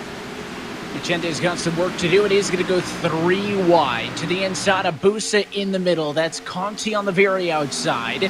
Got plenty of room to do so here at Charlotte Motor Speedway with the outside line, a pretty good line. Conti doesn't need a pinch. That gives Busa plenty of room, but it will get tight right there off of the corner. Busa comes down nearly into Salas, and they will double file it out. Conti the winner by using that very outside, but when he tries it again in 3 and 4, not nearly as good at that end of the racetrack, Tim. But to your point, you talk about how this kind of eliminates strategy, but also changes all of it, right? A lot of these cars haven't raced around each other tonight. Most of them were on different strategies, and now that they're all in the big melting pot together, we'll find out who's really got the speed. Look at the 75 to the apron goes Matt Busa. And to the next point as well, there are 85 laps still to go in this race as we're almost 4 wide coming through corner number 4. Busa was trying that inside line. The veteran kind of pulled his foot out of it. Vicente goes to the inside of the 14 of Witt. Michael Conti stuck on the outside. And we've seen Michael do that a couple of times, kind of pull the foot out of it, kind of roll back a little bit, and now gets that run in the middle of 1 and 2 to the outside. Zach Novak looking to the inside. Some great 3 wide racing, but 85, now 84 laps to go, Evan, or is the Velcro coming off the gloves yet? Are the gloves off? I think they are. Look at a blade way up through the middle. A special looking iRacing number 14 Ford on his Clint Boyer Racing entry tonight. They went for a bit of an inverse color scheme for this race under the lights here in Charlotte, and they are still 3 wide. Novak's got the left side tires down on the line, and he's going to be the loser of this group off the corner. Conti just continuing to make passes up on the outside fence, and I just don't think it's that good in 3 and 4 as it is in 1 and 2. Certainly not losing anything, but look at the speed that 8 car is carrying off that corner with those 24 degrees of banking working for him. And he's got an old friend in front of him in Brian Schoenberg. What an effort for the JTG number 47 up here in the top 20, holding his own. I know he was a little late on the pit stops on that second stop strategy as you see Luza come back towards the front to the inside of the 11 of Malik Ray to pick up one more. But great to see a guy like Schoenberg in the mix here in the second half. Ryan Luza, previous race winner on the intermediate tracks at Las Vegas for the 3rd time out. Tim, we talk all this about different race winners for the last 3 years consecutively. Ryan Luza was the first driver to get multiple race wins. Could he keep that going for another year? Typically, he had about 3 race wins by this point in the season, so we'll see what the XZ Ford can do. I think no argument that this has been the most competitive season we've seen in series history. So he is up to 3rd, chasing down Leahy. Up in front, Kerwin has pulled away a bit for the race lead. That's the battle on the left-hand side of your screen. And on the right, the mid-pack fight. Mitchell DeYoung up top, trying to hold on to 16th. But here comes Vicente Salas, trying to fight through the field after that miscue on pit road. Luza goes back to the inside of Keegan Leahy, going to fight it out for position number 2, and it looks like that 4 car's got some speed here, especially in the short run after this restart. But that second box there to the right, I kind of like that battle, Evan, because you've got a mix of series veterans, guys like Brian Schoenberg and Zach Novak and Michael Conti. Then you got some rookies, some newcomers to this series making their first Coke 300 start. Guys like Jake Matheson, Blade Witt. We saw Mitchell DeYoung up the road a little bit. There's the 4 car making that pass. It makes an XZ 1-2 now up in front of this field. Looking good at the front of the field. We talk about the importance of a race win, right? Luza already a race winner. I mentioned that in the unweighted points, which may be something we have to talk about, right? If we have more than 10 different race winners, Luza's close. Of the race winners, he's kind of middle of the road in points. So he would be tight, but probably okay. For his teammate Casey, this could be huge. Again, Casey is on the outside looking in. He is 18th in the playoff standings, but currently leading this race, but being reeled in very quickly by his counterpart in the 4. Everybody reeling him in now as it's Malik Ray to the inside of Leahy for the number 3 spot. Can't do it. Garrett Maines, Tim, who's been on a rail all night long on the outside, he's joining the party as well as we take a look at the XZ duo running 1-2. And you have to think, if you're Ryan Luza, you kind of look behind you as a caution flag will fly on the speedway. It's Jake Matheson on the back straightaway going to bring the yellow flag out. But you'd have to think, if you were Ryan Luza, you really had to get to stepping, because those guys behind them were putting on a show, and guys like Ray Alfalo were starting to make their way towards the front. But another caution flag flies here this evening in the 52. Looks like he was involved in it somehow. And I think the replay is going to show that he was the only one involved. We'll see if anybody else had a touch as we take a second look at the iRacing replay. He was running middle of the road to P22 in a battle with Nathan Lyon through corners 1 and 2. And I'm hearing he may have just had a bit of a tank slapper off the corner. Let's see. Slow-mo shot for Matheson. Big slide off of 2, and right there, yeah, just couldn't catch that car. The back end wouldn't settle down, and a hard hit into the inside wall. Nearly avoiding that was Nathan Lyon, and now to pit road they come with 75 laps to go. And the good news for us is that 75 is on that outer reaches, so if this goes green to the end, I think these guys will still have to come down, Evan, and get a couple of gallons of fuel in these race cars. So we've got some strategy on our hands. We do, and we'll see how it plays out in the run to the end. It's an X-Set Duo 1-2 led by Casey Kerwin. You're watching round 9 of the 2021 eNASCAR Coca-Cola iRacing Series. This Coca-Cola Zero Sugar tastes mighty delicious. Come on, buddy. But If you keep lying like this, you'll be a puppet forever. it's the honest truth. You're right. It's delicious. I never lie.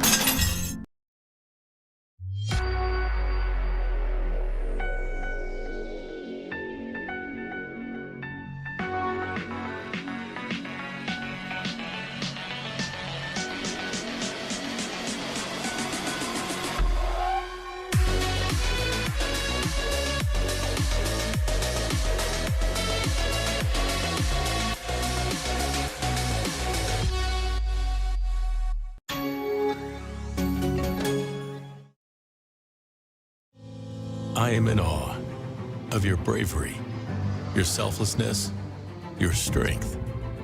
For the millions of ways you keep us safe, I am only here because of your sacrifice. And I am not going to stop until each and every one of you is recognized for what you do for this country. And for that, I am forever grateful. I am NASCAR.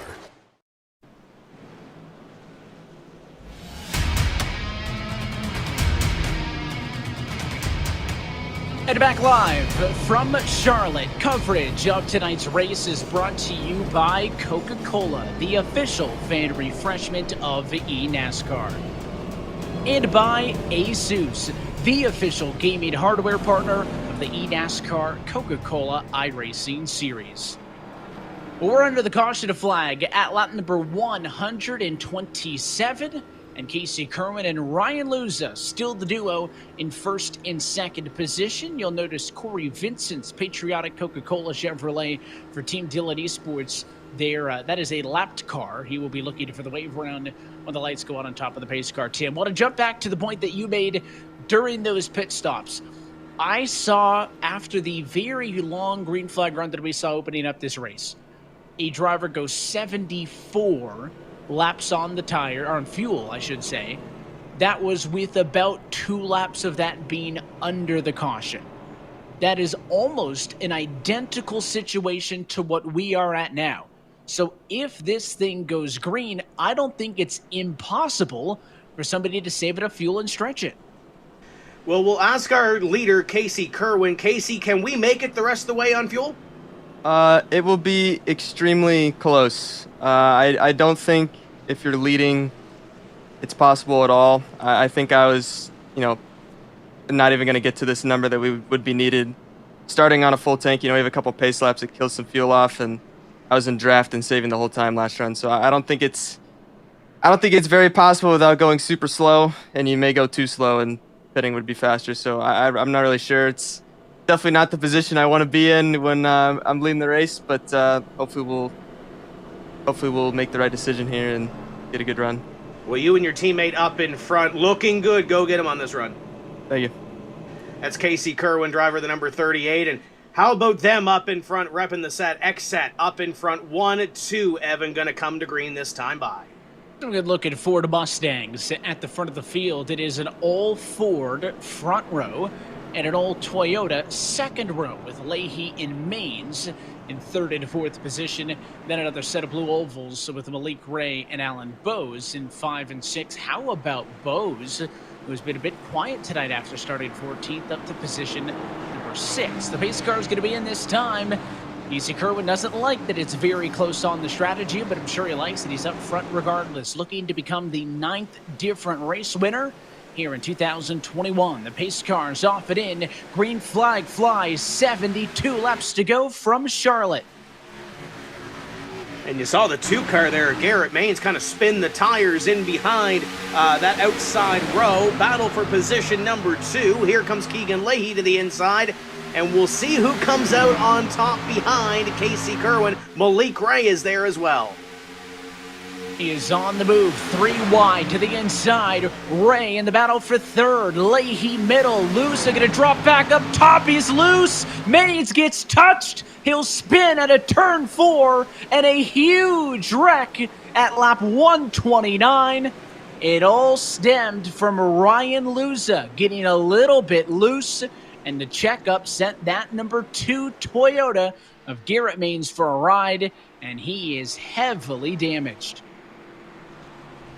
I asked a couple of laps ago, Evan, if the gloves were off. I think we just got our answer for sure. You got to get everything you can on the restart, and it looks like for some of these drivers, they might have got a little more than they bargained for. Casey Kerwin was good. He got the clean air up in front. Everybody behind him was kind of trying to get second place away. You'll have to get a second look and see how this all shook out. We've seen them be able to get away with 3 wide on several occasions tonight, and figured the exit group was going to be real good, but I think there was a push involved. Let's watch down the back. I just seemed to think that Garrett Maines had pushed that 4 car into the corner. That's why he got a little oval, which we'll get an opportunity to race later this, talking about some other races, Charlotte Motor Speedway Roval, having an opportunity to have seen that track in competition here before. That added the pit road wall there on the exit at turn number 4. Tim dialed up, the driver involved in that one. Garrett Maines was having a real good night. Man, Garrett, it's not the way we wanted to talk to you, but what happened there?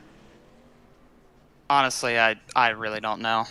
He missed the shift on the start and then missed the corner on the restart, so I have nothing nice to say. It's just I let the guy go, and then, it happens. But we're having a really good night. Just big shout out to all the guys. He had so much speed here this evening. I think he's going to win himself a race before this thing is all said and done this season. Had a lot of speed tonight. Tonight could have certainly been the opportunity. Dialing up the driver of the number 18 machine now. Tim, we got Femi Olat, who rides right now in P8. Well, Femi, what did you see through all that excitement? We're tight, so, we'll just try to finish the best we can. I really need the points right now. We'll go get what you can. Good luck. Thank you. That's Femi Olat running in the top 10 right now, Evan. And did you see that avoidance? That was pretty sharp.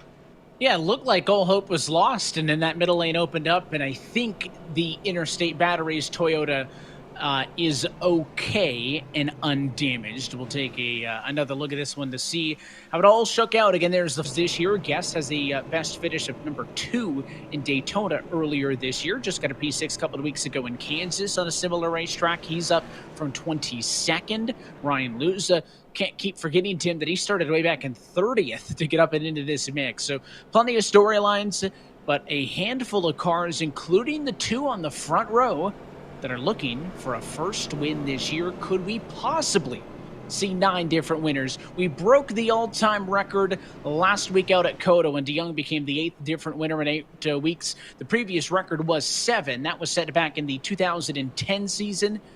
So a record-breaking year is every opportunity to continue as a restart's coming up with 67 to go. And to your point, I read Steve's article on eNASCAR.com this week on Michael Guest, and I think he mentioned that COTA was the first race that Michael didn't finish in the top 10 this season. So that's a big stat for Michael Guest, continuing to At 11 of Machine Blake Ray going to fight back down the back. They all jockey for position in behind Casey Kerwin. Does Michael Guest try to make it 3 wide if he can? Ryan Lusa now ahead of him, Malik Ray. They kind of try to cycle in the line here for the top 3 or top 4 positions. Looks like they will behind Keegan Leahy and the Casey Kerwin number 38. But then about 6th or 7th on back, I don't think this battle is over, JP. When it comes to Malik Ray in this race has been going how it's planned so far, including the caution flag period. Right now, their hope is that this race goes green at the moment. For Malik Ray, for Casey Kerwin, for Michael Guest, Femi Olat, Dylan Duval, all these drivers, top 10, looking for a win that would certainly aid their playoff hopes. Of course, there are the spoilers, and right now, they're on the outside. It is Keegan in 2nd and Ryan in 4th. The drivers already with wins. Keegan wins out the battle for P2. You're looking off for the nose of Femi Olat's Toyota.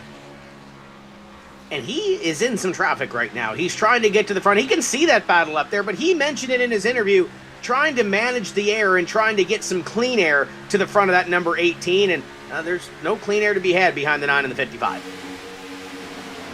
And not much work into it there. And that's why he mentioned him, talking about if he could fight for the race win. Even P8 sometimes can feel like a long way from the top of the board when you're dealing with traffic. You can see as they've slipped about a second and a half off of the very top positions. We pick up the battle in the top 4. They have all pulled away from Dylan Duval, 5th on back, and off of turn number 4, Keegan Leahy, leader. The number 32 car back to the point.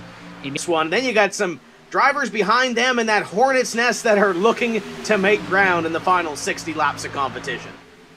And there's still big questions on if these drivers can go the distance on fuel. Certainly that last caution flag period helped, and it was close enough to the pit stops that none of your race leaders decided directly behind him.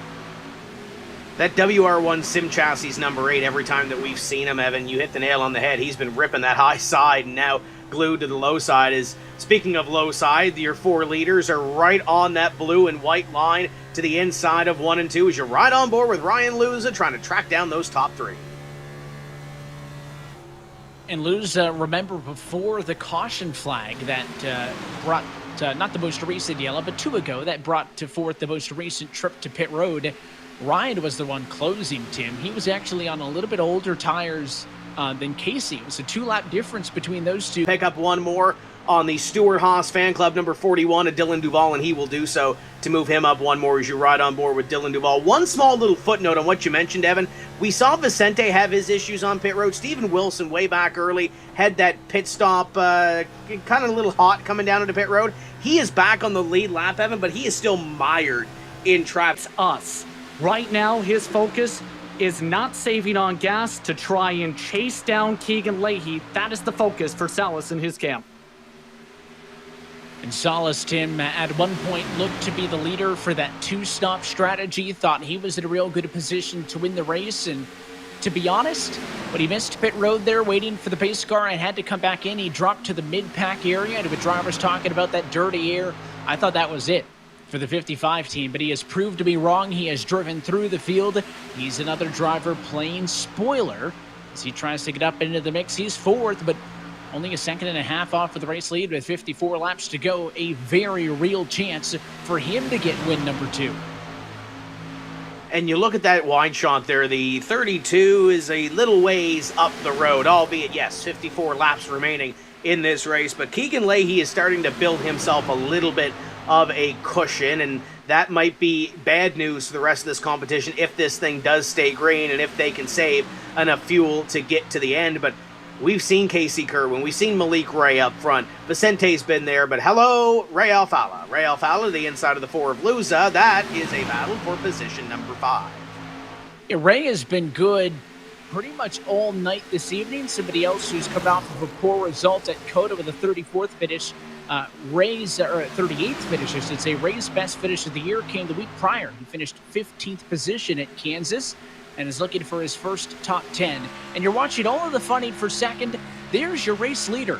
Keegan Leahy has pulled to a 1.5 second advantage. Absolutely dominant late in this race, Tim. All of these drivers, I would expect, trying to stretch to the end of this race. Ryan Lewis has been out there since for 23 laps. So has Bolin, so has Guest, so has Schoenberg, some of your top runners. But it's important to note that Vicente and Alfala topped off and have only been on for 19 laps of fuel. That could be a big difference maker late in this race as we take a look back and into the Hornets' nest. This is just on the cusp of the top 10 as they are all chasing down the likes of Novak and others as we look off of the back of Taylor Hurst, who rides in P10. Let's ride on board with our Coca-Cola onboard camera.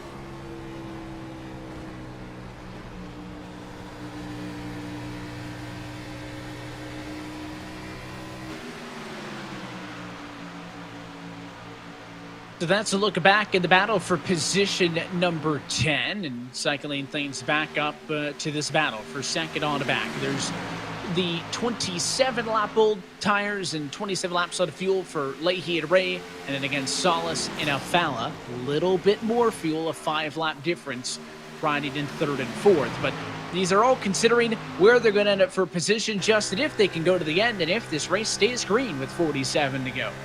And one of the drivers who will try and go for it on the fuel is Casey Kerwin. Him and his crew chief, Ethan Kurtz, had asked, do you want to go for it? Casey Kerwin's quick response, let's go for it. So he is among the drivers who did not pick the last caution flag, who will try and stretch it. So Casey was a little bit hesitant when we talked with him, Tim, on if it could work. But again, I think that yellow was the difference maker. Some drivers used it to top off, other drivers used it to save. And that's why I think basically everybody's got to go for it. And when you're looking at the points and you look at big picture, I think you kind of have to right now, knowing that a win will get you a little bit closer towards locking yourself into the playoffs and getting that championship battle and really start to work forward to the end of the season at Texas. I think if you're Casey Kerwin, if at least you're close, Evan, I think you got to roll the dice. Pretty second on the grid for this race. And a little bit further up, you can see Bob Bryant and company. There's a move to the inside. Was just 3 wide. Garrett Lowe working on the inside of Blue. Late laps of this Coca-Cola 300. Just waiting for the final shoe to drop. Will we race this one out? What happens? I would have to think that if Keegan Leahy was close out of fuel, Tim, he wouldn't be 2 seconds ahead of the race lead, or ahead of second place as the race leader, right? I mean, he is just pulled back and underneath Mullis for position number 12. Yeah, he's coming to the front of the field, and if you want to keep up with all this point in the race with 40 laps to go, I think you're laying in the bed of the strategy that you have. You're either not going to make it and you're going to get everything that you can, and if you have to pit and there's no caution, that's the cards you have. If you're going to go for it, you might be trying to save a little bit. That's the strategy you're in. I think at least at this point, you're buckled into a strategy. You just have to have it play out, JP. And here is a tough break for Salas. We talked about him charging through the field and getting up here. There's apparently the fact he may short-fueled the race car. He may not be able to make it to the end. They're talking about potentially splitting the strategy for that car. And that would mean simply pitting in the middle of the run to go to the end of the race instead of trying to run it out and then having to top off with about 5 laps to go in this race. What heartbreak as we see Taylor Hurst slow down the back straightaway. He's headed out to forget Tim, but what a heartbreak for Vicente at a possible race-winning car on a race-winning strategy. Got caught out by a caution flag. Bad timing meant that he missed the pit opening, had to come back in the next time. He drove all the way through the field, and now possibly another issue. And Vicente Salas is coming down pit road from position number 4 at lap 163. That is not a full tank of fuel, and he is coasting to pit road. Heartbreak for the 55. Oh, right behind him. We got trouble. It's Mitchell DeYoung around. And with Vicente on pit road, could this save the 55? What happened with Mitchell DeYoung? The 55 is forced into the box, and that was contact with Ashton Crowder off of turn number 4, Tim. We saw that wreck on the back of the shot as we were watching Vicente come to pit road. It looks like Ashton Crowder was slowing to pit. He was way slow off of 4. And I don't know if he said it over the radio and Jimmy Mullis didn't hear him. But the one car seemingly pitting. And watch this. Watch how slow he goes. Very clearly, Tim, coming to pit road. But the 46 had no idea. Oh, that's tough. That wall bites another victim. And there's heavy damage to that number 23. And we just rode on board with him kind of in the middle of that top 20 pack trying to get what he can, and it's going to bite him a little bit here, but I think that this has to throw the strategy out the window, right? We got 6 sets of tires down here at the start of the race. Come on down, right? I would think these drivers want it, right? That first yellow with about 70 laps to go in this race, right after we had all gotten fuel. Wasn't surprised that not many cars pitted, because at that point, he was getting his service, and that will keep him trapped a lap down. Of course, he's going to stay out. He doesn't need a pit. He was just in, Tim, but he will go to the very end and is scored in 32nd position. So from a race-winning call to a yellow to a mistake to charging through the field to not enough fuel to maybe a chance to get up front, what a roller coaster it's been for him. But let's talk with Jimmy Mullis, Tim. He was the driver who was right behind that one car when he got hard on the brakes, and there was nothing Jimmy Mullis could do. Yeah, Jimmy, I'm sure you're not very happy with what happened, but walk us through it. Yeah, to be honest with you, I'm not 100% sure if he called it or not. If he did, it's completely on me, but I never heard him or even seen the text yet, so just a unfortunate situation. I felt like we were in a really good spot, and yeah, I think that was going to play out really well, and we were going to have a shot at winning this race, but everything kind of went up in smoke right there. Tough break. We'll see you in a few weeks. Thanks, buddy. That's Jimmy Mullis, driver of the number 46. And Evan, I think we're going to talk to a couple of these. Hit the brakes, come to like a stoplight or whatever, but really with this, you don't, because you kind of expect that everybody behind, like you kind of just trust that everybody behind you is going to avoid you. It's kind of messed up the thought process, but that's really how it goes. Because if you're worried behind you, you won't get stopped in time. So, yeah, that was a shame. I'm sure Jimmy's livid at me. I had a bad lapse in judgment last week and absolutely murdered Ray, and Jimmy got murdered there, and I think a few others too. So I feel really bad about that. But yeah, we had a great car though, so it's just a big shame all around, really. Yeah, tough break, great speed, but we'll see you in a couple of weeks at Pocono. I appreciate it. Thank you, Tim. And a quick word with Mitchell DeYoung. Mitchell, tough break. What did you see out of the windshield? A lot of smoke. And it was such a difficult situation to manage with the fuel and all. But kind of last second, I just see a couple cars turn sideways. I really didn't hear anything on the radio that someone was pitting. So I think that was really confusing to all of us. And just really unfortunate situation. I was hoping that we could at least salvage something decent out of this, but we'll see now with the damage and all. I think it's going to get a little bit icy here, so I'll just try to manage the best we can. Well, you still got some power. Go get what you can. Thank you, Tim. That's Mitchell DeYoung, driver, the number 23. And the three drivers that we talked to, Evan, Mitchell is still on the racetrack getting what he can on this restart with 32 laps to go. Yeah, he has cycled down to 27th after starting on the front row, but at least still in contention, and maybe with an opportunity to make up for some other people's mistakes and misfortunes as we get ready for a shootout. We spent the first half of the broadcast talking about how this was the longest race of the year, and all of a sudden, all that matters is the 32 laps that are going to be left to go this time by. So everybody did come down pit road again. Vicente Salas did have to stay out for a wave round. He's down in 33rd, so there is no change at the front of the field. It'll be Leahy and Ray on row 1, Luza Alfala on row number 2 with Michael Guest inside of the top 5. The fuel question, out the window. Fresh tires, full of fuel, and ready for a 32 lap to go run to the end of the Coca-Cola 300. You're right on board with Derek Justice. Green flag back in the air. There's Derek Justice to the inside and in the middle of the Hornet's Nest, and there's the caution flag. And for Derek, oh no, that up the hill, they reckon. Oh, Brad Davies is on the front straightaway as well. Action all over this racetrack, Evan. Brad had just gotten back to the lead lap after being off of the lead lap since the first 5 laps of this race. Curious if that number 21 machine of Garrett Lowe is involved as well. And I think somehow Chris Shearburn is where all of this started.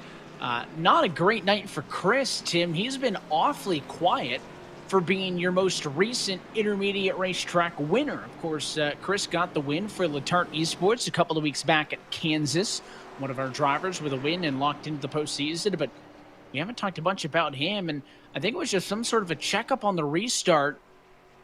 and then the 36 ended up back up the hill. We'll see how this plays out and take a second look in just a moment. Your race leaders hadn't even gotten down to turn number 1 by the time this happened, and let's watch it. So the 36 car is going to be the issue. That's up the road this year, but you see there's a check up there. He'll go to the inside to avoid.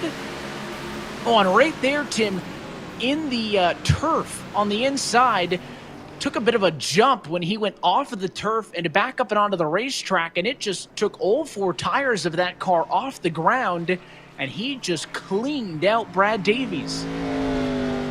That's a tough break, and we'll get the word from the horse's mouth. Chris, what happened there on that restart?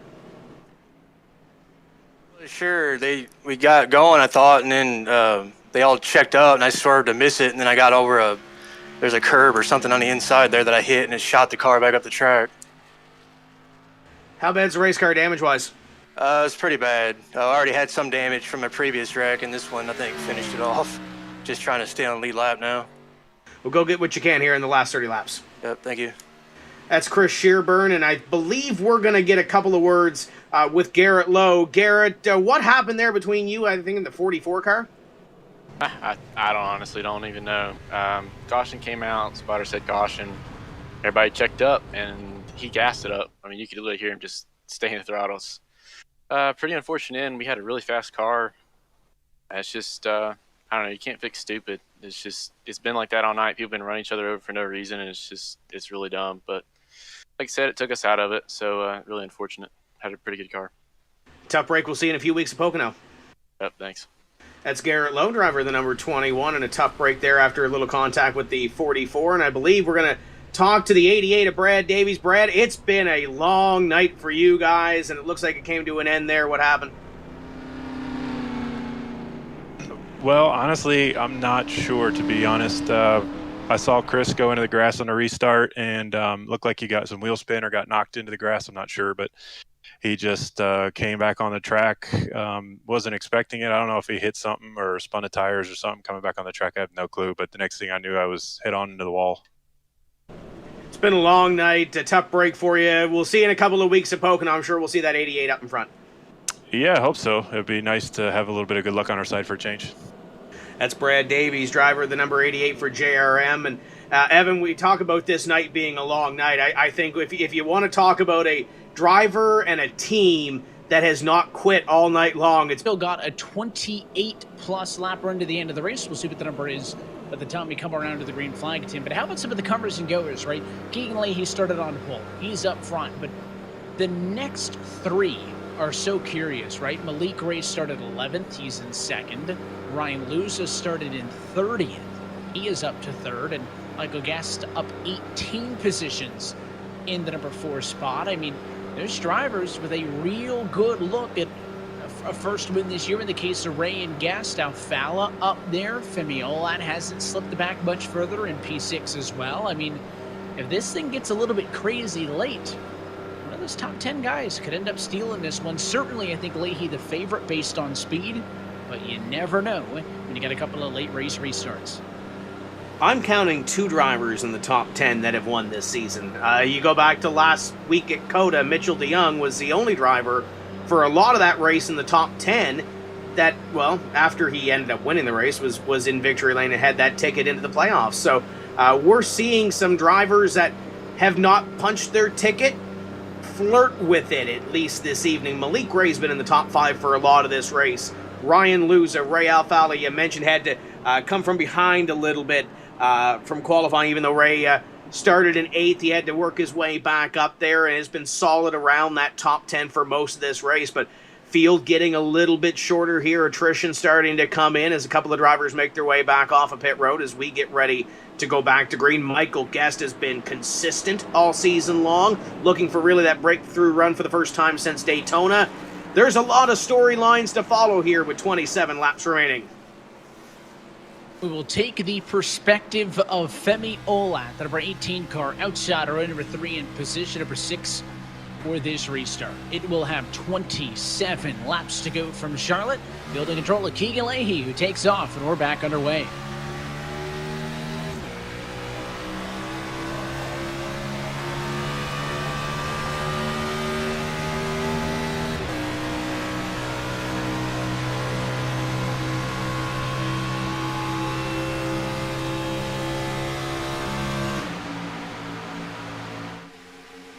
Into the inside goes the 11, Malik Ray, looking for the race lead at Charlotte. Got a little bit of help from the 4 car of Ryan Luza, and Leahy gets loose at a 4. Lots of them were involved.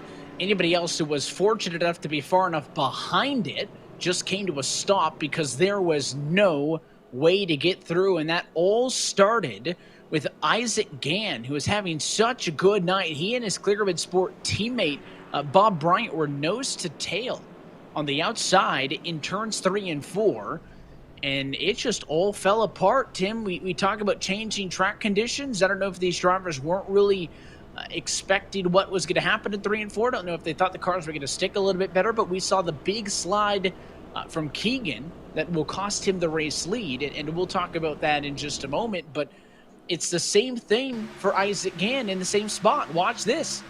44 car on the outside. There's no contact. He's just going to get a little bit loose. That's his teammate right there who sneaks on by. Talk with him. Well, Isaac, what happened?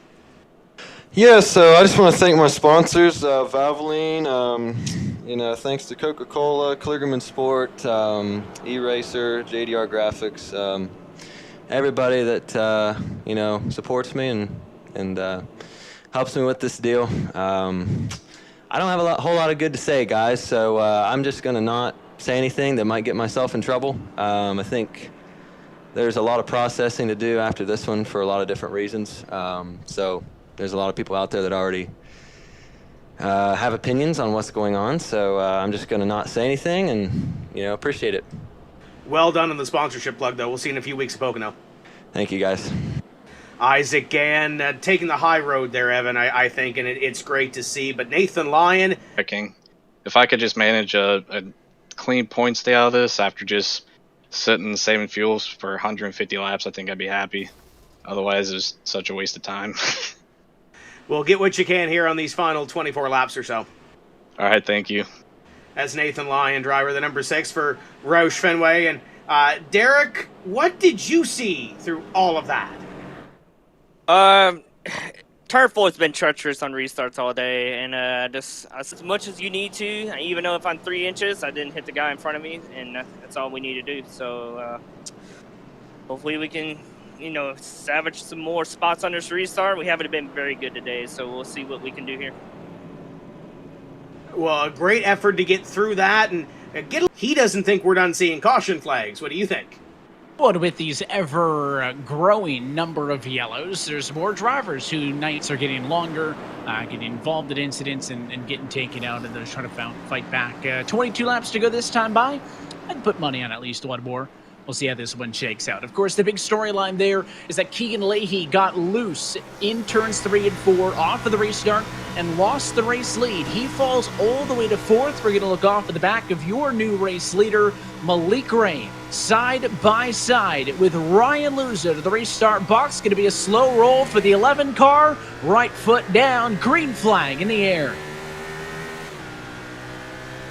And looking behind him, Evan, we got some drivers getting into line right now. And the outside line looks like they might have a hard time trying to get in here. There's not a lot of room down there on the bottom of the racetrack for Keegan Leahy, who's stuck up top. Femi Olak going to make a cross down to the bottom. He'll find a spot. Here comes Luza to the outside. Side by side for the lead. Malik Ray's under fire. Luza wants his 2nd win of the year. Out of your screen, and Malik Ray wants a first career win. He's going to have to work for it against one of the best. Ryan Luza going to work on that outside line. What a move to the outside, trying to take it away from Malik Ray, and Malik is going to work on that inside, side by side, down into turn number 2. With that 11 car, seems no advantage either way. They've been side by side for 3 laps in a row. Let's ride with Michael Guest.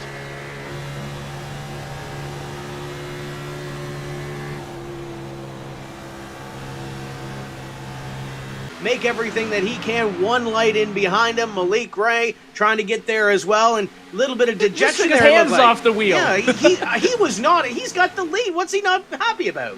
I think he was taking a deep breath and trying to calm himself down, but he just took both hands off the wheel on the back straightaway. We took that onboard look with him, right? Earlier in the race, Tim, we made the point that he's one of the most talkative drivers in the sim, right? A lot of people don't like to talk during the race. He's got to be one of the most characteristic drivers in this series. He loses a spot in that exchange as Zach Novak hits on through to take the spot away, and now Dylan Duval, quiet tonight, but back up into the mix late into Stewart Haas Racing Fan Club for tomorrow. Up in front. He does, and everybody's noted that is so critical in this race, Justin. And Ryan Luza is currently saying he is way too tight. He feels he may have burned up his tires. He said, I don't think my tires are going to be okay. He is not happy in that race car.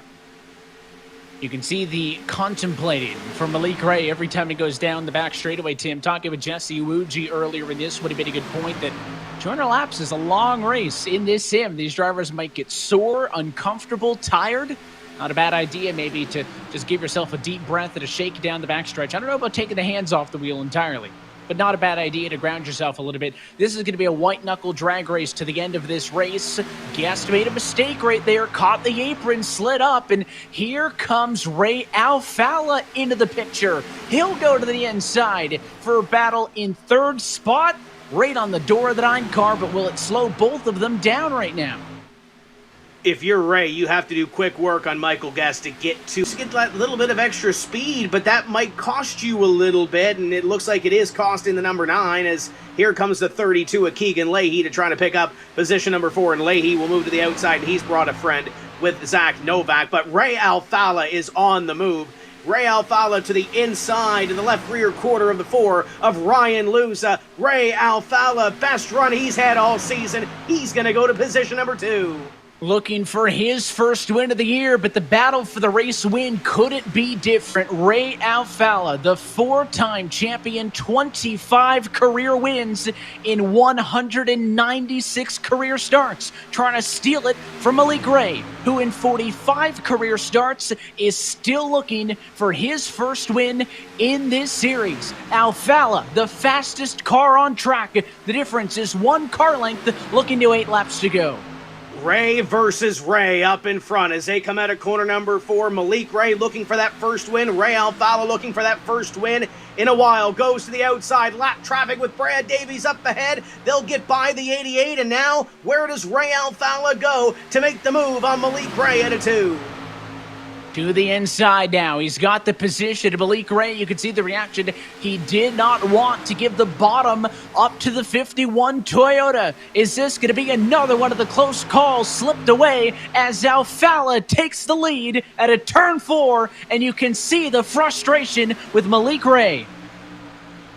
Malik is not happy, but he still has plenty to fight for. Ray Alfalla takes the lead. Malik still having a great run in position number 2. Ryan Luza, we heard the report from JP. Evan, he's tight in behind in the dirty air, so that might help Malik Ray here in these final few laps. And you would have thought that was helping to Malik Ray on the get-go, right? But with Ray Alfalla driving through with no issues, the last lap, Ray Alfalla was 0.4 of a second faster than Malik Ray. Was it the air? Was it the tires, right? Did the 11 car burn it off a little bit more? It looked like he may have said, Tim, there, I'm not a lip-reading expert, but he may have said, I can't catch him. I think the 11 car thinks this is done, and Ray Alfalla is pulling away. As you can see, the dejection from Malik Ray in second spot. 5 laps to go this time by.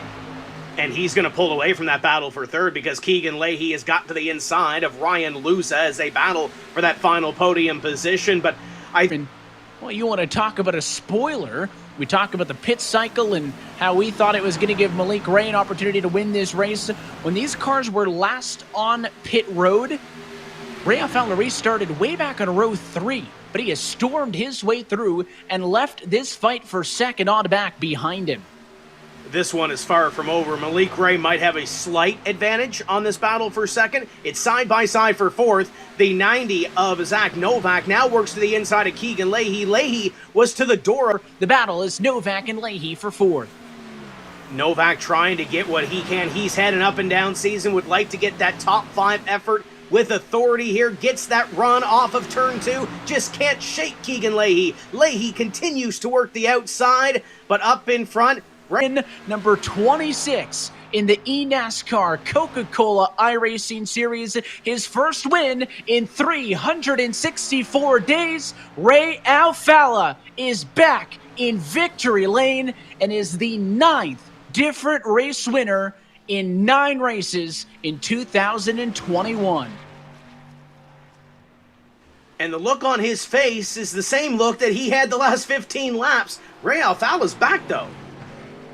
What a job. Nearly to the day when he won on May 26th of last year at Atlanta Motor Speedway. Tim, we talk about the circumstances as the fireworks go off the back straightaway here at Charlotte Motor Speedway. Tim, this win is not going to be just a golden ticket for Ray Alfalla. 36th in the points coming into tonight. He has some work to do, but it's got to feel all so good as he burns it down on the front straightaway. This winning moment is brought to you by Coca-Cola, the official fan refreshment of eNASCAR. And as he celebrates on the front stretch, Tim, I think you've got Tim on the radio.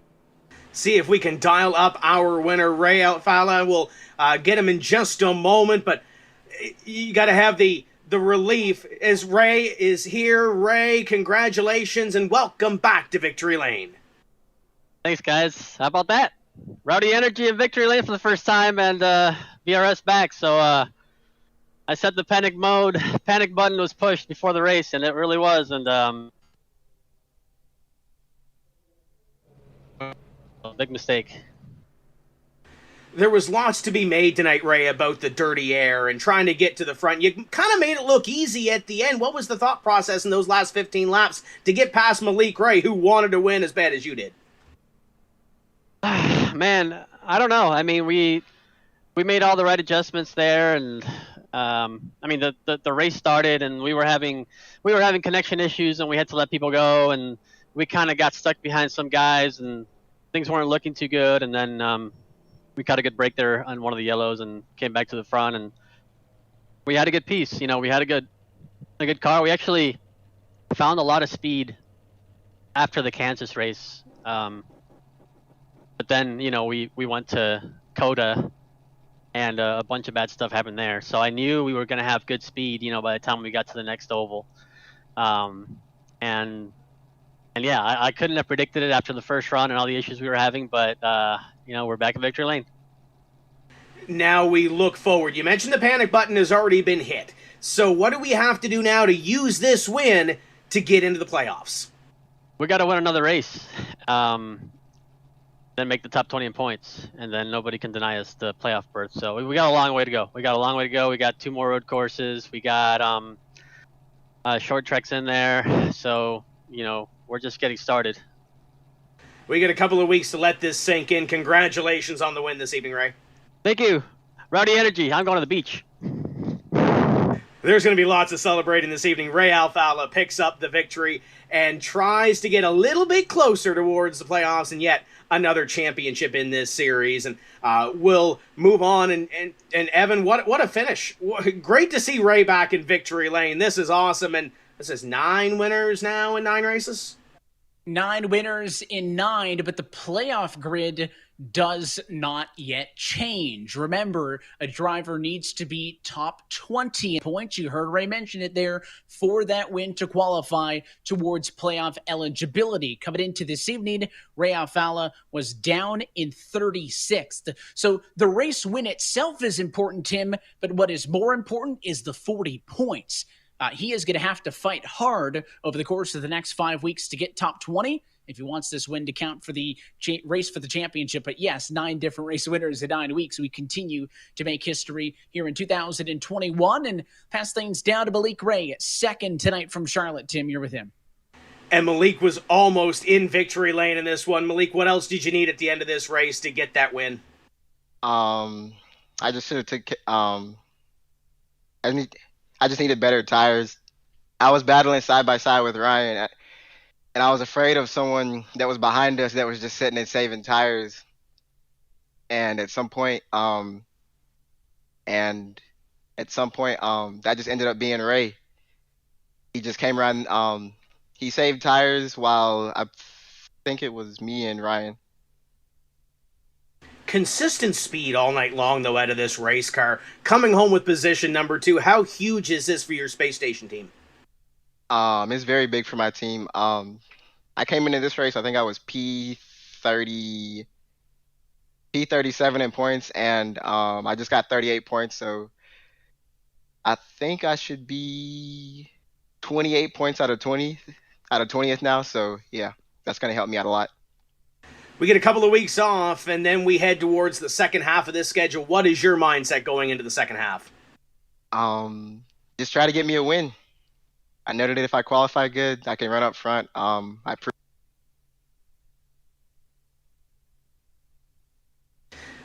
If you keep doing what you're doing, you're going to get that win. Congratulations. All right, thank you, man. That's Malik Ray coming home in position number 2. Great effort, lots of speed out of that space station car. And we're going to catch up with Ryan Luza coming home in third. Ryan, you had your hands completely full at the end of that one. Walk us through what was going on in that battle for third and how you got to that third place spot. Yeah, the race was crazy. It was a mix of fuel strategy, and I don't know, the race changed about 5 or 6 different times as to what we were doing. I think me and Graham were going to be really set if we just went green from the beginning, but we didn't get that. Then we had another green flag run where we went green with about 70 to go, and I couldn't make it, so I was just waiting on a caution. So luckily we found that caution with like 30 to go, and I really thought we were going to be sitting ducks out there. Our car wasn't good till 40 laps into the run, really. But that speed that Ray had, just that shocked me. Like that was something. I have not seen that in a long time. So congrats to Ray. No one else had that pace short run, that's for sure. And me racing Malik on the top there so hard for those couple laps didn't help, but I don't think it really mattered. Ray just had a short run rocket, I guess. But still really good finish for us. That's what I wanted. Just need to get ourselves solidified here in the top 10 in points, so I don't have to worry when we go to these road courses in a couple weeks. You mentioned it. It's been a crazy race, but it's been a crazy season. 9 races, 9 different winners. How big is this point-wise to try to help you and get that little bit of a sigh of relief going into the summer stretch towards that playoffs? Oh, yeah, it's really big. We've had 3 races this year that were like 36th or worse. Otherwise, we'd be doing really well in points, but just have to keep the car clean and miss the wrecks, and we did that tonight, got a good finish.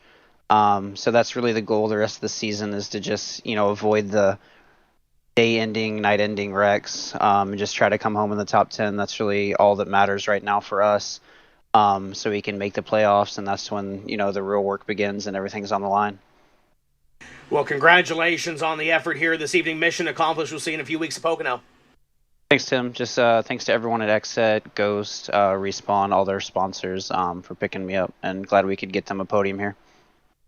That's Ryan Luza coming home in position number 3. And Evan, we are excited to have a couple of off weeks, kind of recharge the batteries at the halfway point of this season, and then we move on to Pocono.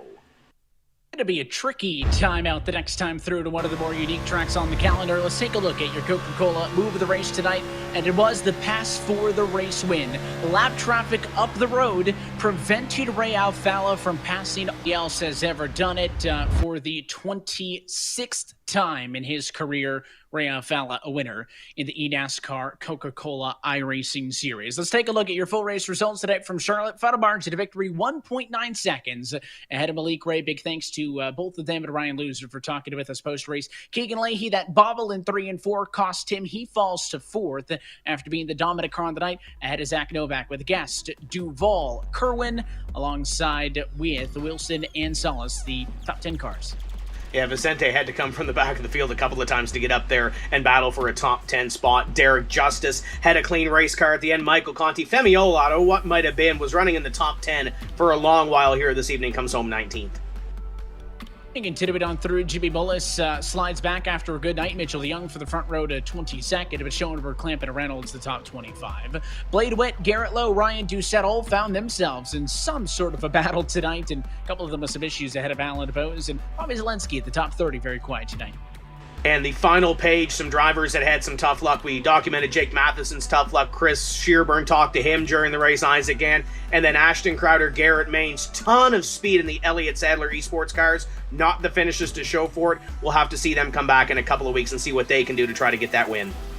We had to race back-to-back weeks, but now a few weeks off as we take the summer break, and we're back on June 22nd for our lone trip to the Poconos this year in the virtual Pocono Raceway. Tim, round number 10. Going to be seeing 10th different winner, kind of is the running joke at this point, but a couple of weeks off for these drivers to reset, and then they will have a 5-race rush as they get set, for the rest of the playoffs there.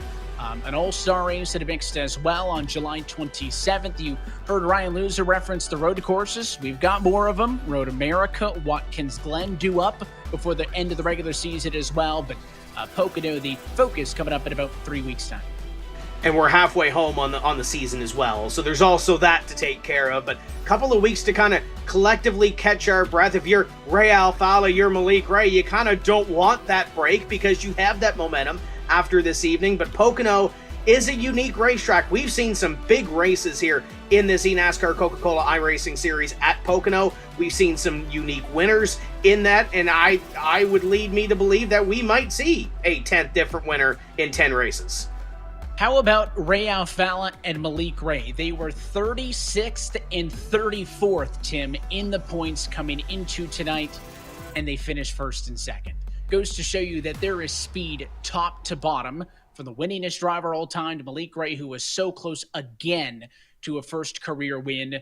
The challenge is a little bit more difficult for both of them, right? You heard Malik Ray in his interview. He said, doing the math in his head, well, probably this close to 20. 20 is the magic number because you need to be 20th to stay in this series. And in the case of Ray Alfala, he needs to be at least 20th for that win to count. So yes, he is our 9th different winner, but there are only 8 race winners on the playoff grid at the moment.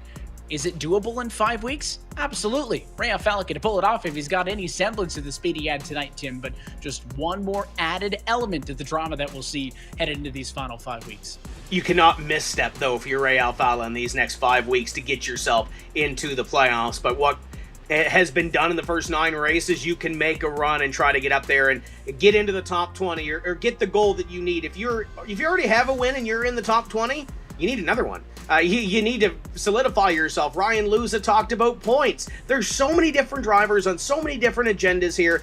When we get those couple of weeks off and we go to Pocono, I'm sure is going to be a wild race. We're going to see some great racing there, and I'm sure we're going to see some dreams start to be shattered as we move towards the playoffs. Starting to get to that point where we're going to be crossing names off that list on who has a shot to fight in the postseason. But until then, that is it for us here tonight for the virtual Charlotte Motor Speedway. On behalf of our entire team at NASCAR and iRacing, our entire broadcast crew downstairs for making this happen, and for your broadcast team tonight. For Justin Prince down on pit road, for Tim Terry, and myself, Evan Pasoko, I want to thank you for tuning in and congratulate Ray Alfala, 26-time winner, but his first in 2021. We are back next month on Tuesday, June the 22nd from the virtual Pocono Raceway. That race and every race of the 2021 eNASCAR Coca-Cola iRacing Series can be found exclusively here on the iRacing Esports Network and streaming live at eNASCAR.com. Until then, good night from Charlotte. Ray Alfala, your winner in the Coca-Cola 300.